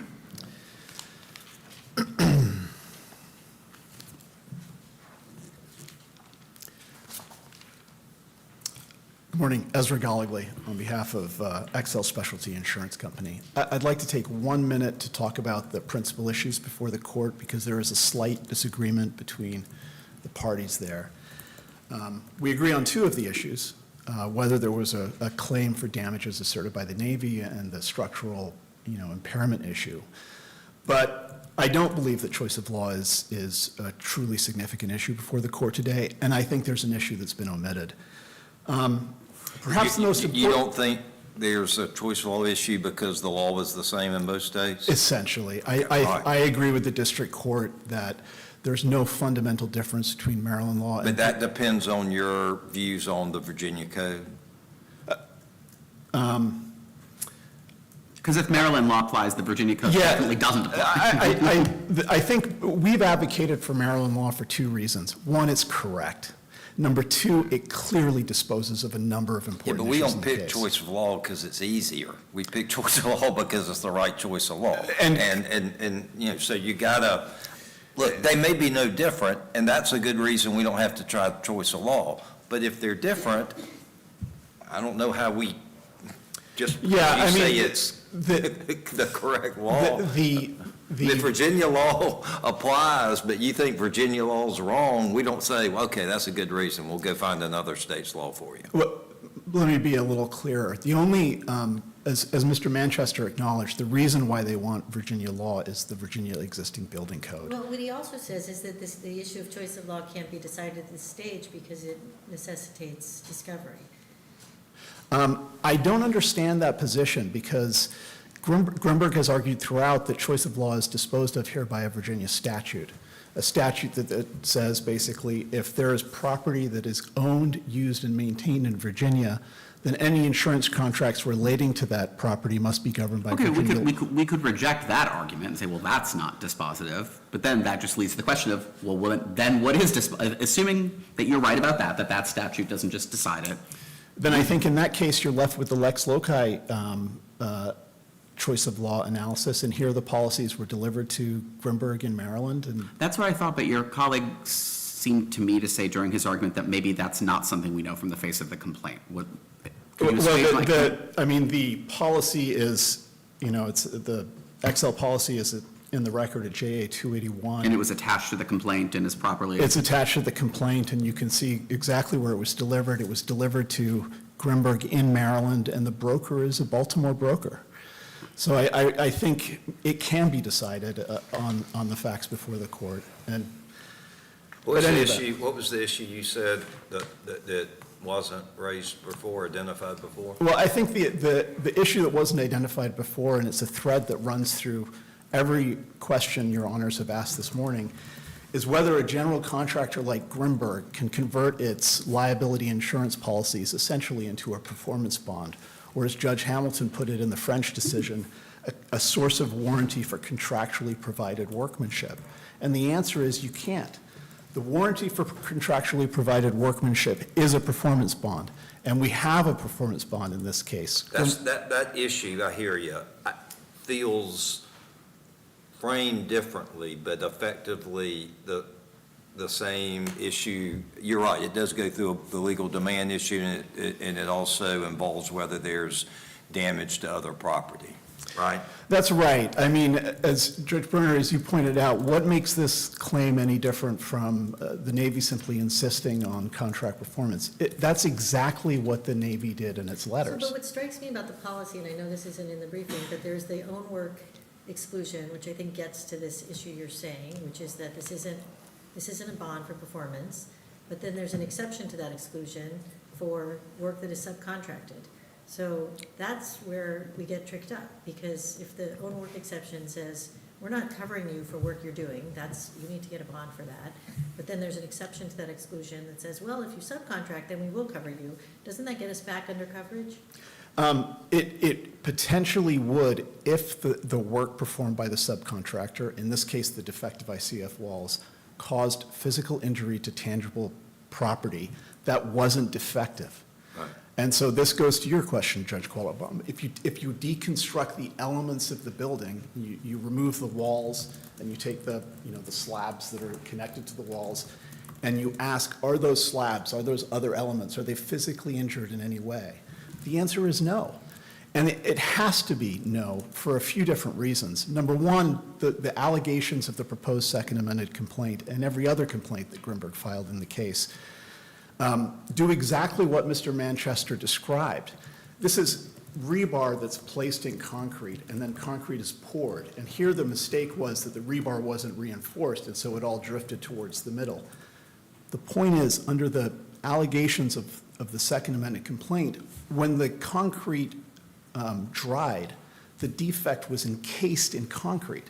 There was literally no way for that defect to magically get out of the concrete. Well, it could create some kind of subatomic weakening of the other parts of the building, and it could be, in that case, exactly like French, where the exterior of the building was damaged, and therefore there was damage to the interior of the building. And so here, the framing walls or beams were defective, and so it could damage the interior. And I think that's what they're at least. I don't There was believe that. weakening of the other parts of the construction. Respectfully, Your Honor, I don't believe that's their argument. Their argument is that if you have an engineer analyze the structural properties of the building as a whole, and you in particular focus on this calculation called moment capacity, which Grimberg defines in, I think, page 9 of its opening brief, moment capacity is the point at which a structure will fail if an external force of sufficient quantity is applied to it. So your argument is that you could never have liability under your policy for damage that results from a subcontractor's work. Only in this case, That isn't what it was alleged. Exactly. So that isn't really your performance bond issue, your performance bond argument. You're simply back to saying there was no injury alleged under the policy. Well, that's exactly right, Your Honor, but they dovetail, because I think if you were to find, if this court were to take the unusual step of concluding that compromised structural integrity on these facts, as alleged, gives rise to coverage under a liability policy, the result is that the liability policy covers exactly what a performance bond would cover. But I'd like... But I think the comment about the your work provision is the thing that would most directly tie this to a performance bond. And the exception for the subcontractor kind of reduces, the force of that. But your point, I think, is not that the plaintiffs don't allege any, compromise of the other parts. I mean, in other words, they're no different. If the walls were built correctly, those would be, those other parts would be the exact same way they are now. It's just that the problems with the walls ripples in the overall structure integrity because they all tie into it. That's correct. And so that's our question. It's probably mathematically, it seems mathematically feasible that the defects in the walls can create structural integrity issues in other parts of the building because these are central to the overall load capacity. But whereas we have a,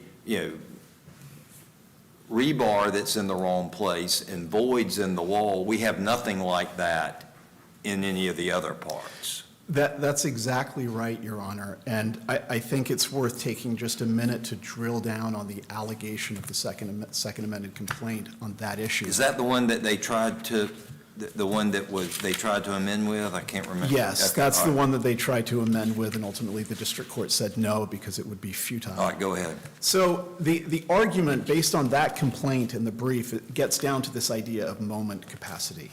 Again, that point at which a structure will fail if an external force is applied to it. And I want to make a few points about that because I think it goes to the heart of this issue about whether there is any physical injury to tangible property alleged. The first point I want to make is that moment capacity is inherently predictive and future-oriented.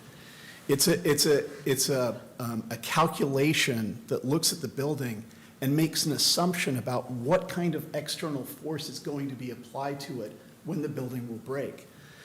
But there never was an external force that was applied to this building. The problem I have with your argument is from a policy standpoint, it creates an incentive for insureds to wait until a building collapses and there's injury to people or property, rather than making a claim on their policy at the time they know that there's a significant risk that injury will take place. And so, it just strikes me a better reading, perhaps, that once there is a claim made on the basis of a risk that this injury will take place, and it's based on a failure of the structure, the structural integrity, which is what they say in the complaint repeatedly. They say in the Second Amendment complaint, the primary structural failing system was physically injured because it could no longer carry the design load. So they make an allegation in their complaint, which I think possibly gets them over a motion to dismiss, that the primary structural framing system was physically injured and so could no longer carry the design load. So should they have just waited then until it collapsed and then made the claim?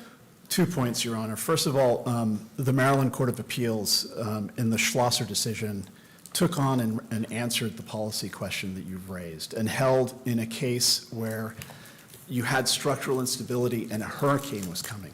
The the force that would be applied to create property damage was impending. And in that case, the contractor fixed the problem and then sued some liability carriers, and it went to the court. And they grappled with exactly that same question.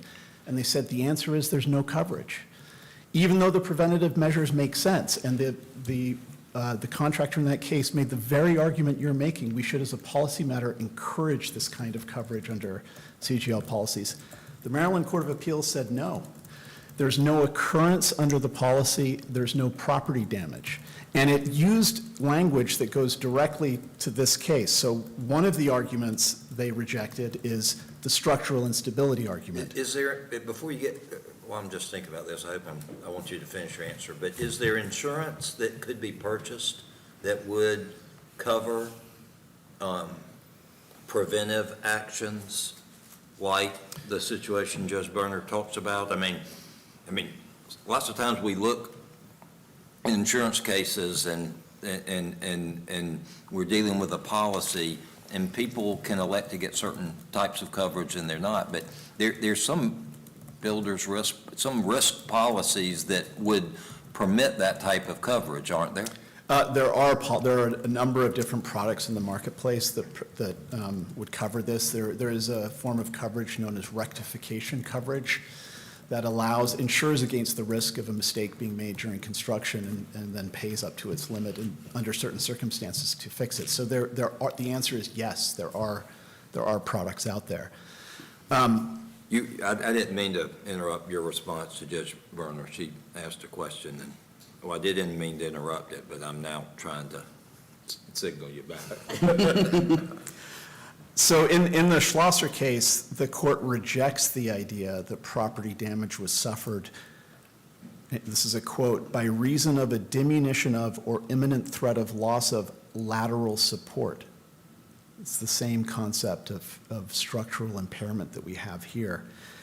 And then again, in the Schlosser decision, the court says the action taken by Schlosser was intended to prevent the type of harm the policy would have covered, and no such harm, in fact, occurred.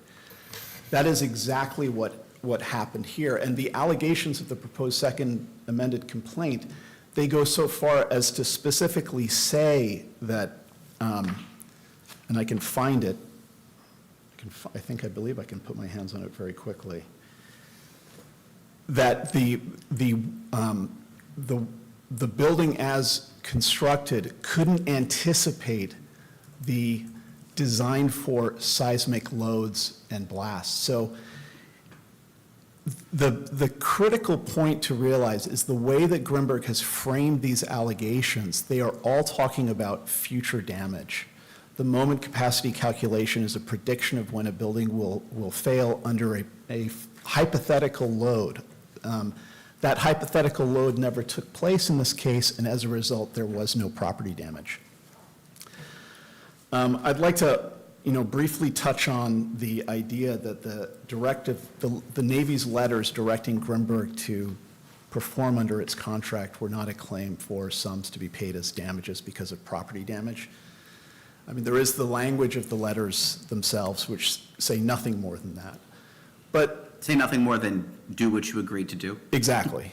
And they invoke a provision of the federal acquisition regulations that is incorporated in Grimberg's contract. That provision also says, if the building isn't constructed as we agreed to, we can instruct you without charge to fix the problem. We've pointed out in our papers that for the Navy to have asserted a claim for sums to be paid as damages because of property damage, they would have had to proceed under an entirely separate part of the FAR.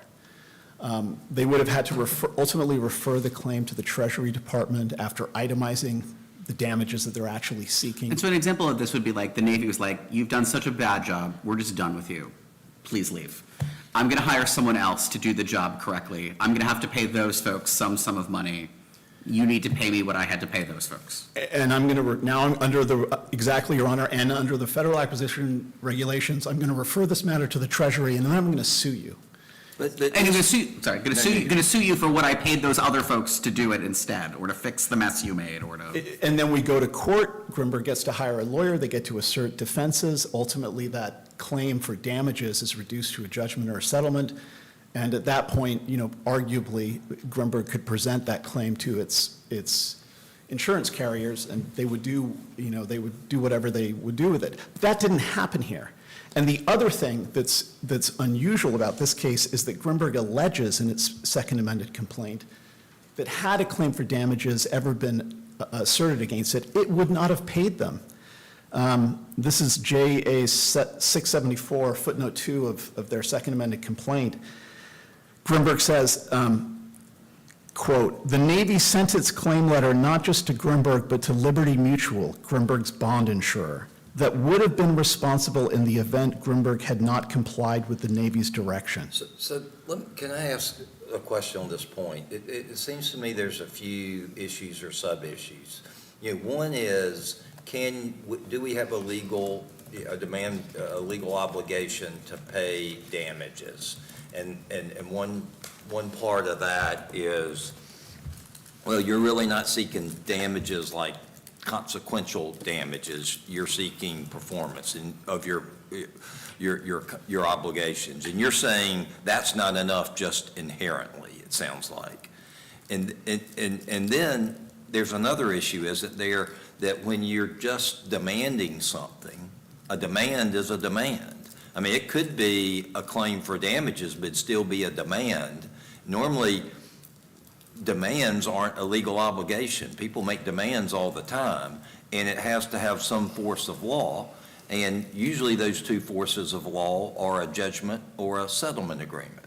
Now, there does, however, seem to be some law, at least in your colleague talked about the Bausch and Lomb case, and when, at least in a regulatory environment, maybe you can be in a regulatory environment where that environment creates something, where the obligation can arise before a settlement or a judgment. Am I right, at least in understanding your argument, that you're disagreeing that just the nature of this claim isn't a claim for damages, one, and then two, you're saying even if it was, it's just a demand and it wasn't a legal obligation? That's correct, and I would add a third point, that even if it was, Grimberg has alleged in its complaint that the performance bond would have paid, not Grimberg. But why, let's assume you lose on the first one, not just hypothetically. Why is this regulatory naval system not akin to the environmental system in Bausch and Lomb? Because in Bausch and Lomb, all of the environmental cases, including Bausch and Lomb, and Bausch and Lomb says this, there's a strict liability statute in place. And the administrative branch that is investigating the potentially responsible party for a pollution incident, they can unilaterally convert this into a claim for damages. And the courts have recognized that. That still seems, to use Judge Hyten's good phrase, that seems inconsistent with the English language. Because if they did it and it was, it was someone else's property. I mean, strict liability makes it harder to defend, but you still have defenses, and you get, anyway, I see them out of time. I don't disagree, Your Honor, and I just point out that the cases that we've cited, in particular Dragus 2 and Electric Motor, they hold exactly what Your Honor is saying.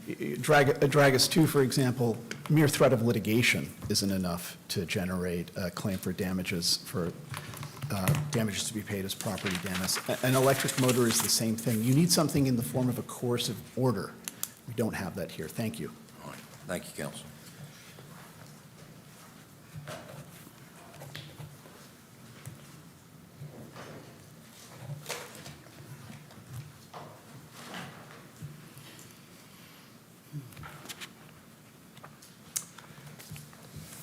Sir. My colleague made a couple references to some engineering points that were incorrect, and it's not his fault because we're on a motion to dismiss without the benefit of expert reports, but I want to correct them. So one, he said that the defective rebar is encased in the wall, and that's actually not true, because when he was talking about how when you pour the cement, you encase the rebar.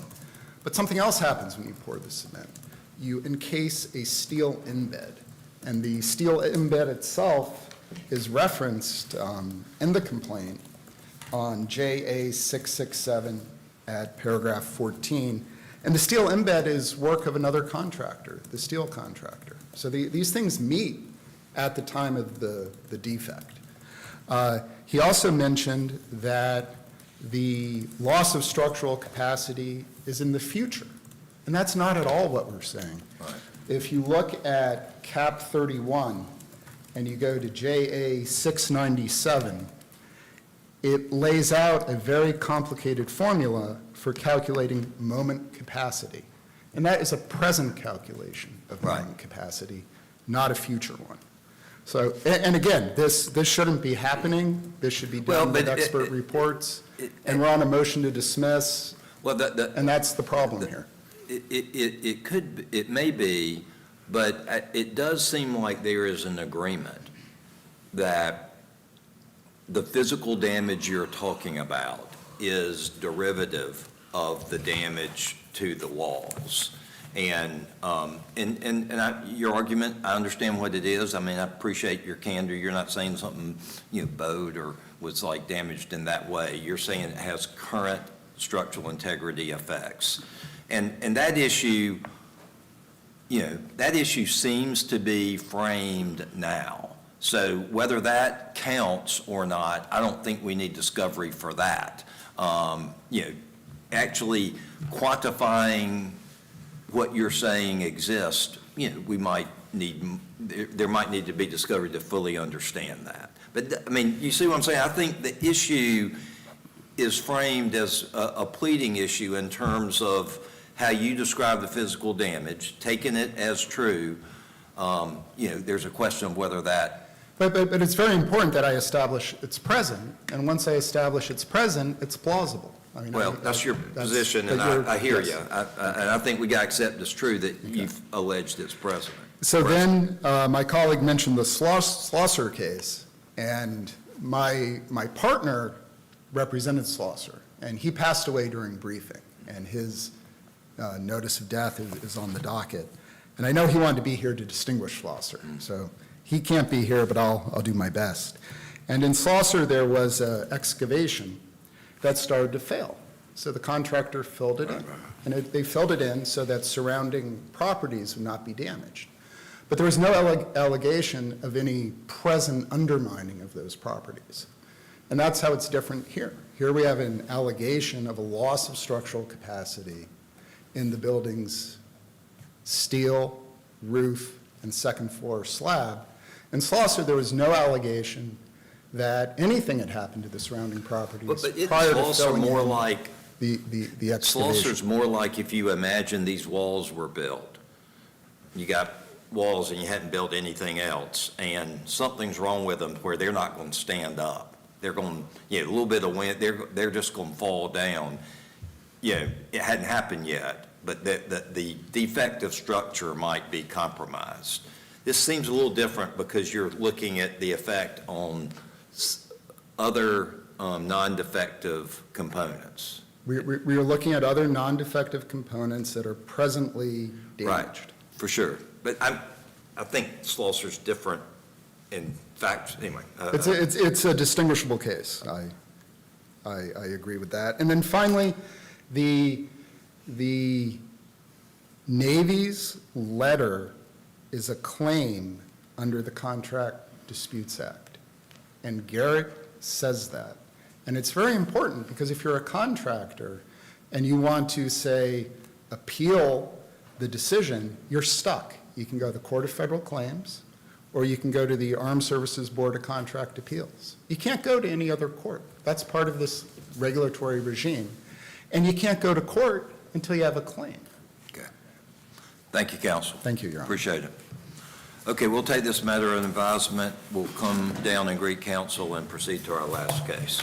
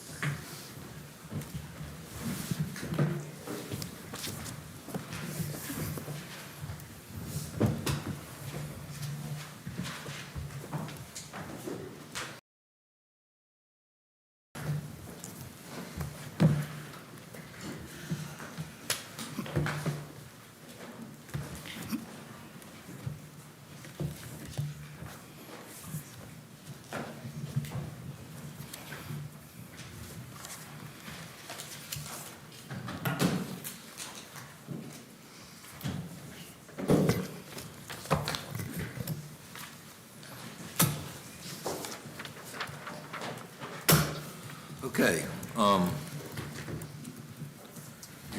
Mr. Asaria?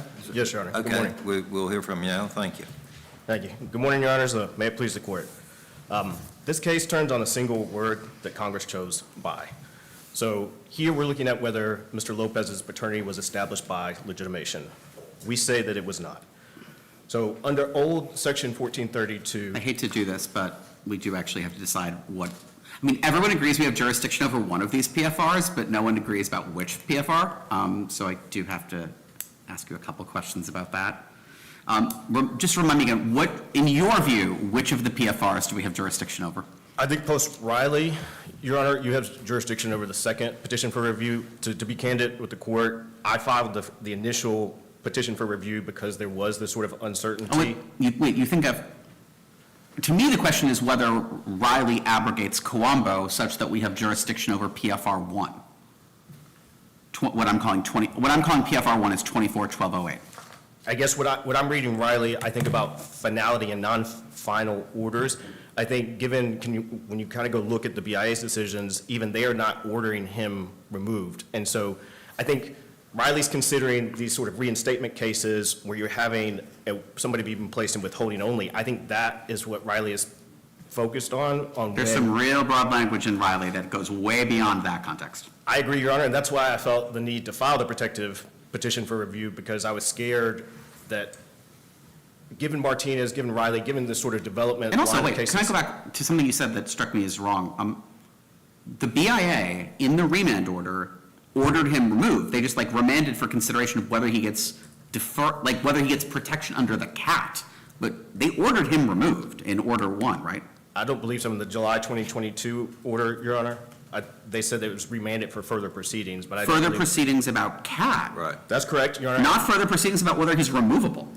I agree, and I still think there is a real question here. If you say under Nasrallah that the removal order is separate from the CAT order, Which is what Riley tells us that, right? I agree with that, but that's what I'm saying. At what point, if they're being adjudicated together, and in terms of judicial efficiency. No, Riley says we're not doing judicial efficiency. Riley, like, the argument that Riley rejected pretty forcefully is like, well, this doesn't make a darn bit of sense, because it'll create traps to the unwary and be wildly inefficient, and Riley's like, yeah, I know, sometimes things are crazy. That's, like, Riley rejects the precise argument that this, and more importantly, I think Riley pretty much rejects the exact argument we made in Coambo, which is, this is crazy, we should wait till the end, don't split these things up, they're one proceeding. That is Coambo, and then Riley says, with all respect, no, none of those things.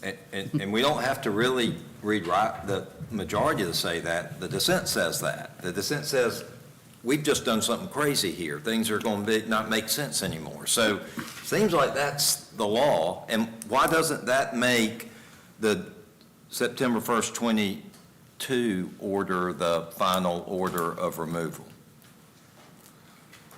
I guess I would say, where that's the IJ's order ordering him removed, Your Honor? Maybe I have my dates wrong, but I thought that September 22nd was the BIA, was the board's order. I thought that was July 2022, but Okay, I may be treat it mixed. as the same. I mean, Yeah. there is an argument, I would argue under Santos Zachariah that, the government's waived sort of the equitable tolling arguments, and so we're still probably before the court. Yeah, you'd say the other part of Riley is it's not jurisdictional, it's claims processing, and the government never made that argument. That's They correct. never made it was final. In fact, they said this really doesn't matter because we got jurisdiction under the January 25 order. So to the extent there was a finality order, it's been forfeited by the government. Correct, Your Honor. And I would also say the issue of citizenship is so important that the court could accept it that way as well, Your Honor. So do you agree after Riley that 22 order is the final order of removal, or are you not comfortable conceding that? I mean, to be honest, Your Honor, I'm not sure. So I'm uncertain. And again, that's sort of the reason I felt the need to file what I viewed as a protective petition for review in the 24 case. But however, as the court noted, the government concedes that through one of these vehicles, the second petition for review, that the court can hear the case and the court has jurisdiction over this matter. So turning to Section 1432, if you look at Section 1432, the whole purpose of it is to protect the custodial rights of a parent. of a non-citizen parent in case a mother was to naturalize and therefore deprive them of any ability to contest that custody. If you look at the So I change. know there's a bunch of cases that say this, but we just really don't do statutory interpretation that way anymore. We don't say, like, let's think about what this provision is designed to do and then figure out what's the best way to do it. I realize there are cases that are written that way. I will say I don't find those cases especially persuasive because I don't think that's how we interpret statutes in 2025. Well, then I would take a very textualist approach, Sure. Your Honor, and say by. Like, what does the by mean? Because if you read it the government's way, then you would have to make it an and. So you'd have to say that his paternity was established in 1981 when he was born. And then later, this thing that the father had no participation in 1983 passes and he's legitimated. So great, his paternity was established in 1981 and he may have been legitimated in 1983. I dispute sort of that his paternity was established by legitimation in 1983 because, again, you would have to bend time and space to get there. In other words, if you didn't have the birth certificate, the legitimation by law wouldn't have established paternity. Right, at the time he was born, and I don't think this is disputed, he was born a natural-born child. Nobody's ever argued that his paternity was established by legitimation at his birth. And so, I understand Loper Bright and that, now the courts are not necessarily deferring to the agency. However, I do think Cross is persuasive in both distinguishing between the definition of legitimate in 1101 and paternity established by legitimation in 1432. And I think that, Congress knew how to write by. And so by putting by in there, they said that we're giving it an entirely different meaning here. And so. Well, and it's not just by. I mean, the statute doesn't ask me whether he is legitimate or not, whatever that means. It asks me if his paternity has been established by legitimation, right? And this is your point about by, I think, like that you were saying it's combining two questions, but even that buys into the notion that under this statute it matters at all whether he's, quote, a legitimate child or not. But the statute doesn't ask me whether he's a legitimate child in some sense of the Salvadoran family code. It asks me whether the paternity of the child has been established by legitimation, right? So who cares if he's legitimate or not in some abstract sense? I agree, Your Honor, and I think another way to kind of look at this is when you're looking at other things that are considered in derivative naturalization or automatic acquisition is look at the term out of wedlock. So you're either born in it or out of wedlock. There's no, you are or you aren't. And so afterwards, if those parents were to get married, that doesn't retroactively make you born in wedlock. So Unless we go ahead. So the 1994 Family Code, it's your contention, is not retroactive. It's only forward-looking. I think it's only forward-looking, and then I know that the government filed a 28J yesterday arguing that, well, it doesn't matter because he wouldn't have automatically acquired or derived citizenship until 1998. I dispute that because he was in the United States in 1992, and so typically where the child is domiciled and resides is the law that we're looking at to determine custody. And if we're concerned about custody in 1432, then the custodial rights had already been bestowed to his mother, and there was no way for the father to have contested custody at that point. So, I have a question about burden of proof here. Barini, I think that's how you pronounce it, and other precedents say the government bears the burden of proof as to removability of a lawful permanent resident, and an even higher burden when it comes to stripping of citizenship. So are we looking at this through the lens of the government bearing the burden of proof? To show, in other words, to show that he's not a citizen? I think typically in removal proceedings, there's a presumption of non-citizenship, and then it's the burden on the non-citizen. In Barignani, I read it as, if there's a dispute on facts, the tie does not go to the non-citizen. And I would argue that there's no dispute of facts here. Everybody agrees he was born out of wedlock. Everybody agrees he was born a natural-born child. Everybody agrees he got his lawful permanent residence in 1992, and everybody agrees his mother naturalized in 1998. So I don't really see the applicability of Barignani here because I don't see a dispute in facts. So on the retroactivity point, I want to focus on that. If Lopez was legitimated by the changes in the law,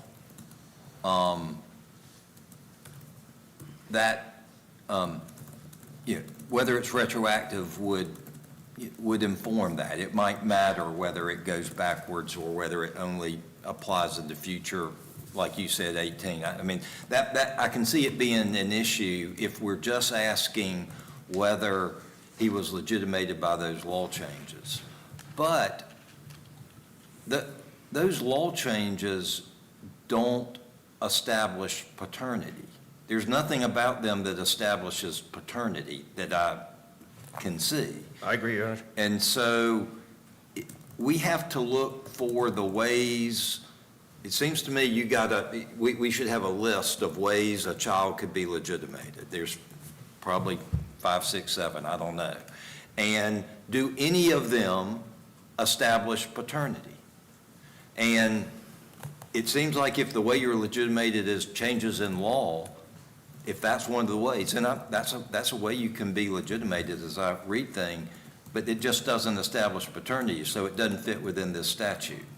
I agree. What does?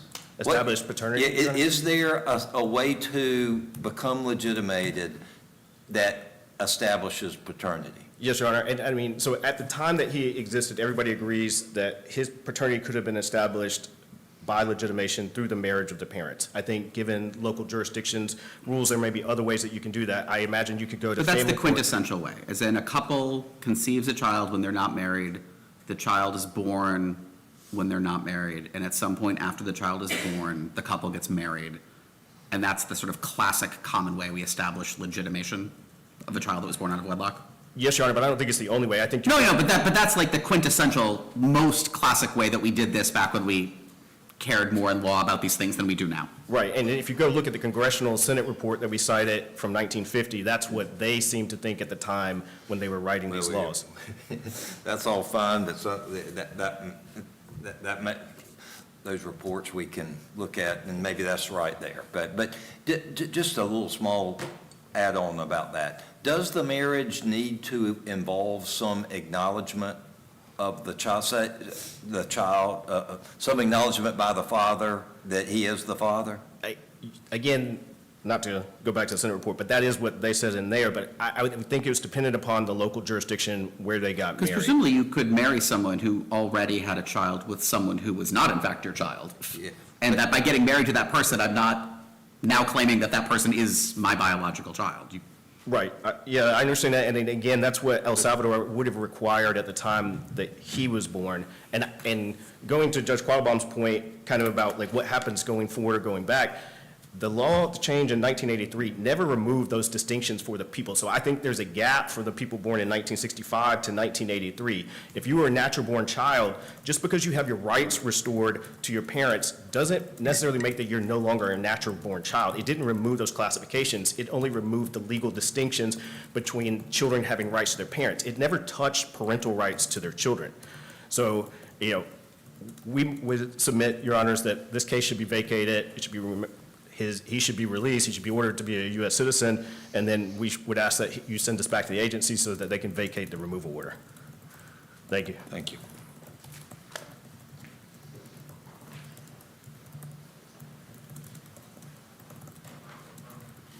Mr. Pennington?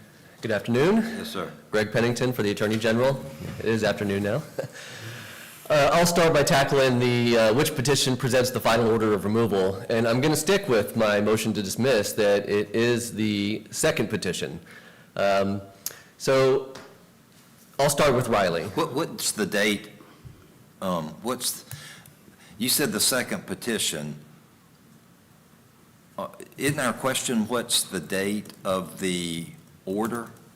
Right, it's the government's position that the final order of removal in this case is the 2025 board decision. Now, if you were to accept what I think was Mr. Lopez's argument in the beginning, that a remand for CAT presents the board's final order, even though it's going back to the immigration judge on the torture convention claim, that would be a September 1st, 2022 order. There, the board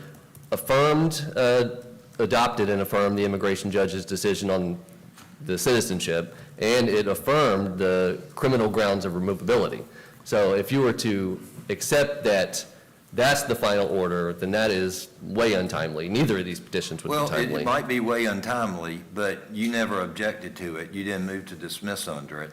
and it's not jurisdictional after Riley. Right, and it's the government's position that the 2025 order is the final order of removal. And the definition, the statutory definition of final order of removal ties finality to agency review. O'Reilly itself noted that.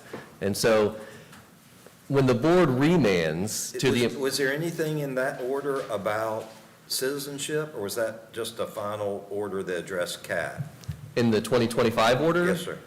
I think you could construe it as Mr. Lopez seeking to have the citizenship reconsidered, because the board does say that we'd find no reason to disturb our prior order on citizenship.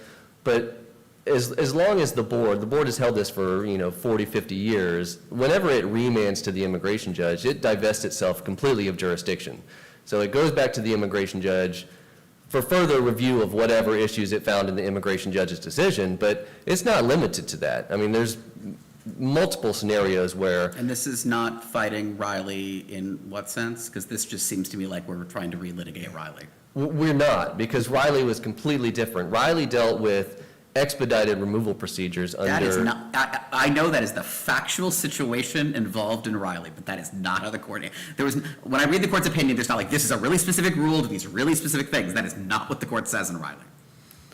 I agree Riley was written broadly, but you have to look in the context it was written. There, the order of removal was issued by the Department of Homeland Security. And they said that's the final order of removal, because you can't appeal that order to the Board of Immigration Appeals. The immigration judge can't review that. Once the department issues that order, it's final. Whether or not you're later placed into a withholding-only removal proceeding where you can seek, relief that doesn't affect that final order of removal, that has no effect on the Department of Homeland Security's order. But these are removal proceedings under 8 U.S.C. 1229, where aliens are provided the full panoply of rights to, call witnesses, cross-examine witnesses, apply for any forms of relief from removal that would affect the finality of the order of removal. And take, for instance, Mr. Lopez's case. Although the board found multiple times issues on the Convention Against Torture claim, it remanded. Things happen. He was charged with criminal grounds of removability. That is an ever-evolving area of the law. This court could have chimed in on the Virginia statutes of conviction, saying that those are not grounds of removability. He could have been found no longer removable, and so those are issues tied to the removal order. And until the board answers in the affirmative that the immigration judge's decision is, either free of all clear error or law, then we don't have a final order of removal in that sense. And that's why Riley is distinguishable. And we believe that nothing in Riley or Nasrallah implicitly or explicitly overrules Cuambo. We believe Cuambo controls this case, and to an extent, the court's citation of Garcia in the issue statement before hearing. There, we had multiple, like in this case, remands from the board to the immigration judge on withholding of removal But that case proceedings. is also pre-Riley, right? Like, so if the view that, I'll just say, I'm inclined to be, maybe those decisions were still good law pre-Riley, but that Riley just demolishes all of them. The fact that the fact that we cited after Nasrallah but before Riley doesn't really help you, because if my view is that the case that finishes this off is Riley. An unexplained citation to an earlier decision post-Nasrallah but pre-Riley doesn't really get you anywhere. I agree Riley upended what we thought about everything, but we are going to stick with Fair. under removal proceedings, under 1229, where the board issues the final order of removal. And again, Riley says, this whole finality issue in the statutory definition of final order of removal is tied to agency review. So as long as agency review can still happen, which it does in 1229 proceedings until the board issues its final order, then we believe that presents the final order. Can I take you to the merits? And Yes. can I sort of previewed this with the other side. It just strikes me that the board's entire approach to this rests on a fundamental misreading of the statute, and I want to explain why and then give you an opportunity to try to tell me why I'm wrong. The board seems to think that the question is like whether someone is legitimate or not in a general sense. But the statute, the language, the relevant language of the statute. The relevant language of the statute does not say whether you're legitimized or legitimate or out of wedlock or older, more colorful terms that we generally try not to use anymore. But the question of this statute is, and the paternity of the child has been established by legitimation. it strikes me that when El Salvador says all children in El Salvador are legitimate, well, great, that's maybe a good thing for human progress and decency, but it doesn't establish the paternity of a single person. It tells me no one's paternity. It tells me, telling me everyone is legitimate.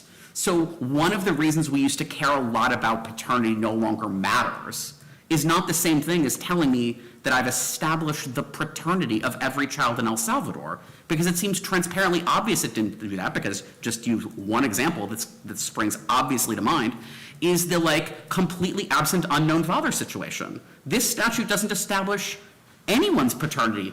If in a situation where the birth mother never knew the father's name and the child never knew the father's name, and declaring the child legitimate doesn't establish that child's paternity. What is wrong with that? Well, most of the board decisions. I'm not asking about the board decisions. Ask me what is wrong with all of, the whole argument the board makes is just dead wrong because it fundamentally misinterprets the statute, because that's not what the statute says. Why is that wrong? Because paternity can be established by legitimation through the change in law. How does El Salvador declaring all children, again, I guess we'll just use the term because it was common in Game of Thrones, there are no bastards in El Salvador. That's essentially what they've said. But that doesn't establish anyone's paternity. It just establishes that the legal disabilities that used to come with being an out-of-wedlock child no longer apply to you. But that doesn't tell me who your father is. It would be the natural father, even if the father. What if I don't know who he is? Yeah, you haven't, I think the point is, once that law change happens, then if someone wants to take advantage of it and they establish paternity some other way, then the combination of those two things gives them rights. But if the biological father here had not signed the birth certificate, hypothetical, that's what happened. We have no birth certificate. All we have is the change of law. And Mr. Lopez is not in the United States, he's in El Salvador, and he says, I want support. And he goes, I'm going to this guy, I want support. And he says, I'm not the father. Being legitimated didn't establish paternity. He has to establish paternity the normal way you do paternity. Is that right? There would have to be some kind of process in the country, and Therefore, the legitimation did not establish paternity because, as you say, there has to be another process to do that. Yeah, and I guess in that sense, no father's rights would be protected under this statute, the alien father's rights, because you could never establish paternity by legitimation in a society where there is no legitimate versus illegitimate children. So to read. Say that, I'm not sure I understood what you just said. I think you kind of alluded to this. Is there a way to establish paternity by legitimation? Yeah, you get married, and the father says, this is my son, I'm marrying the mother, you're legitimate, and we're married. And typically, like when Congress wrote this statute in 1952, Yeah. that was probably the understood term, but they didn't say, and the later marriage or paternity is established by later marriage. If that was the only way, I don't know, maybe there are other ways. They could have listed out the ways. But they did say that the legitimation, I get tongue-tied all the time with this, but the legitimation must establish paternity. And I don't see how the change of law establishes paternity at all. Yeah, and the board in matter of Reyes, I think a 1970 decision, talked about how legitimation, as it was commonly defined, did not talk about just marriage. And it surveyed multiple countries about how it could be done through judicial decree. But you've just gone back. You've gone back to saying that the question is legitimation. That's not what the relevant question under this statute is, unless you convince me otherwise, which we haven't done, that the statute says paternity by legitimation, not legitimacy like in the abstract. That's not the question this statute says is the relevant question. But you still have to have some kind of paternity. I mean, you have to Not only that, we have to establish. establish, the statute says we have to establish, so the statute says, the broader clause says, the birth mother is naturalized, that's condition 1, and condition 2 is the paternity of the child, I have it in front of me, and then the second clause is, and the paternity of the child has not been established But then the statute keeps going, as your friend on the other side says, by legitimation. So we have to establish the child's paternity, and under this provision, we have to establish paternity in a specific way by legitimation. That's what the statute says. So we look to the foreign laws to determine what establishing paternity means. Establishing paternity by legitimation. But if a country does not have legitimation. Then this provision doesn't apply to people from that country. Which is pretty much every country, which would read out the whole purpose of the statute. Every country today or every country in 1952? Well, I think when the board surveyed it, there was only a handful of countries that had the traditional distinction where you had to get married in order to legitimate the child. And look, we just been talking about Riley and how they said something, and the reasoning there was, right, regardless of what you agree, is the statute says something. And it may create a situation that doesn't make a lot of sense, but when the statute says something, we're judges, not statute writers, so we apply it. This statute says paternity established by legitimation. And it seems to me you're conceding that the legitimation that you say is relevant here didn't establish paternity. I would concede that you have to look at the board's decisions on legitimation and how that is established. And the board has, We are in a post-Loper Bright world. At best, the board's opinion is relevant to the extent we find it persuasive. And I would argue it is persuasive. The board has been writing on this for 50 years in both the visa context and in the, acquired citizenship context. The board's decisions are well-reasoned. They apply the same tools of statutory construction that the, Loper Bright tells us to look at, the, And Oxford Dictionary. And how do they tell, since it's well-reasoned, how do they say that legitimation changing the law establishes paternity? They just say that's not required?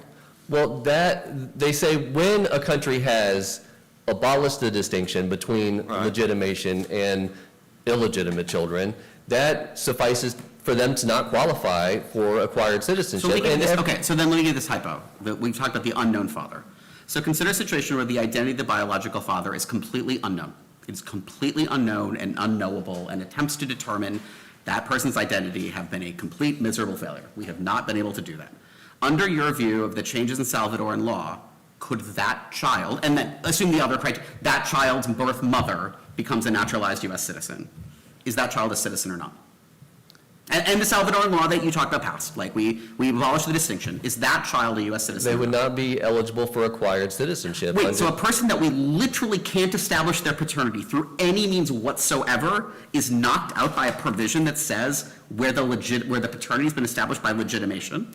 That is a bizarre statutory interpretation. I'm not in Crazy Town here. That is Crazy Town. That's not what the language says. The First Circuit in Miranda, the Third Circuit in Brandau, the Fifth Circuit in Irahita, the Ninth Circuit in Calavilla. But doesn't it just ignore the English language? Maybe it's a good policy reason. Maybe everyone's doing it. Maybe if we want to be like the others, we should join them. But if you just read the English language, doesn't it ignore what Congress wrote? I would say that El Salvador has already taken that part out of it for us. They've done... Whoa. I'm sorry. I'll let you answer, but El Salvador can't take away what Congress says the law is. Well, we have to look at the foreign law. We have to determine what by legitimation means in numerous countries. Well, actually, no. At the end of the day, the question of what it means in, what title of the U.S. Code is this? 40, I don't know. So, 8, Title 8. The question of what the words established by legitimation mean in Title 8 is a matter of U.S. federal law, right? And then we have to look to foreign law to decide whether what it does meets the definition under U.S. law. In the same way that, whether something is or is not property is determined by the Internal Revenue Code in the 14th Amendment and the 5th Amendment, not by whatever states choose to say is property, right? You agree that, right? The ultimate question of what this means is federal law. Right, and by legitimation means to take a child born out of wedlock and place them in the same legal... That's what legitimation means. Right. That's not what it means to establish paternity by legitimation.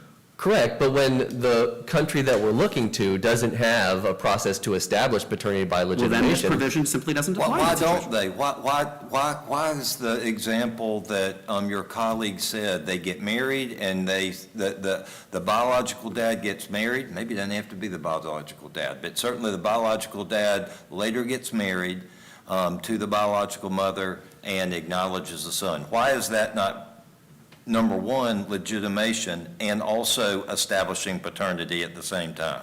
That could, if that's what the law provided. Here, El Salvador provides that there are numerous ways under the family code There's to. numerous ways to establish legitimation, and there's numerous ways to establish paternity. The statute requires us to link those two up, right? I think there are two parts. There's paternity and legitimation. But And I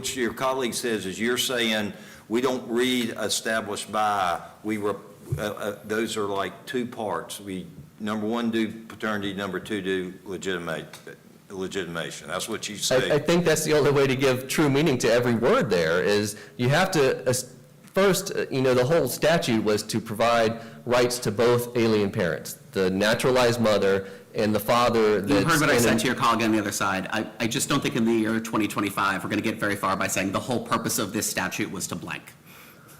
Well, I mean, that's one of the legislative tools when you're trying to, Yes, or but one of the tools of interpretation. But Nish Chavez says, I mean, the Supreme Court said it a whole bunch of times, but Nish Chavez says it very, very clearly, I mean, which is perhaps a recurring theme of the government in these immigration cases, like, the government keeps telling the Supreme Court, like, but the way the immigration laws are supposed to work, and the court's like, stop telling me how these are supposed to work. You know the language from Nish Chavez. At the end of the day, no amount of policy talk can overcome statutory text.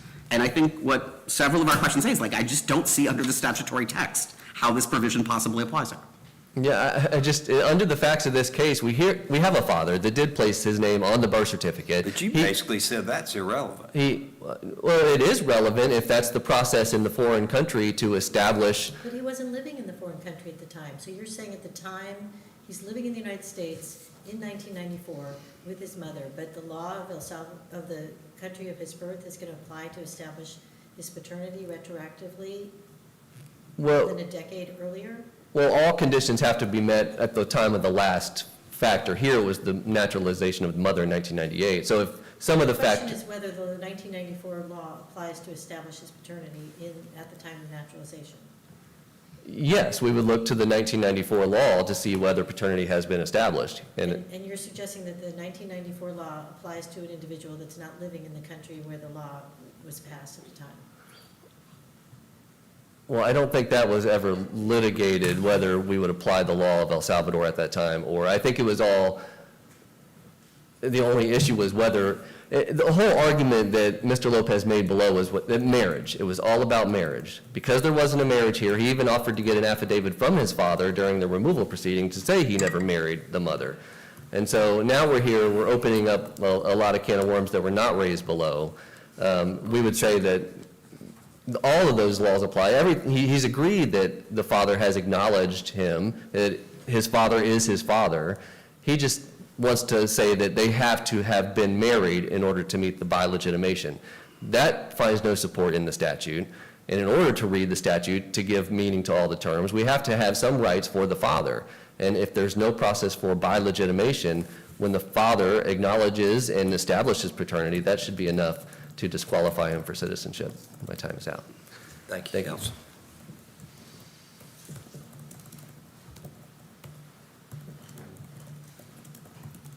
Unless the court has any other questions, we'd rest on the record. Any other questions? I do not. Thank you, counsel. Thank you, Your Honors. Okay, we appreciate everyone being here. We appreciate, Mr. Osorio, your pro bono work and the service to our profession that we have from folks who do that. We appreciate the government's great work and sound arguments as well. So thank you both. We'll come down and greet counsel, but before that, I'd ask the clerk to join us until tomorrow morning. This honorable court stands adjourned until tomorrow morning. God save the United States and this honorable court.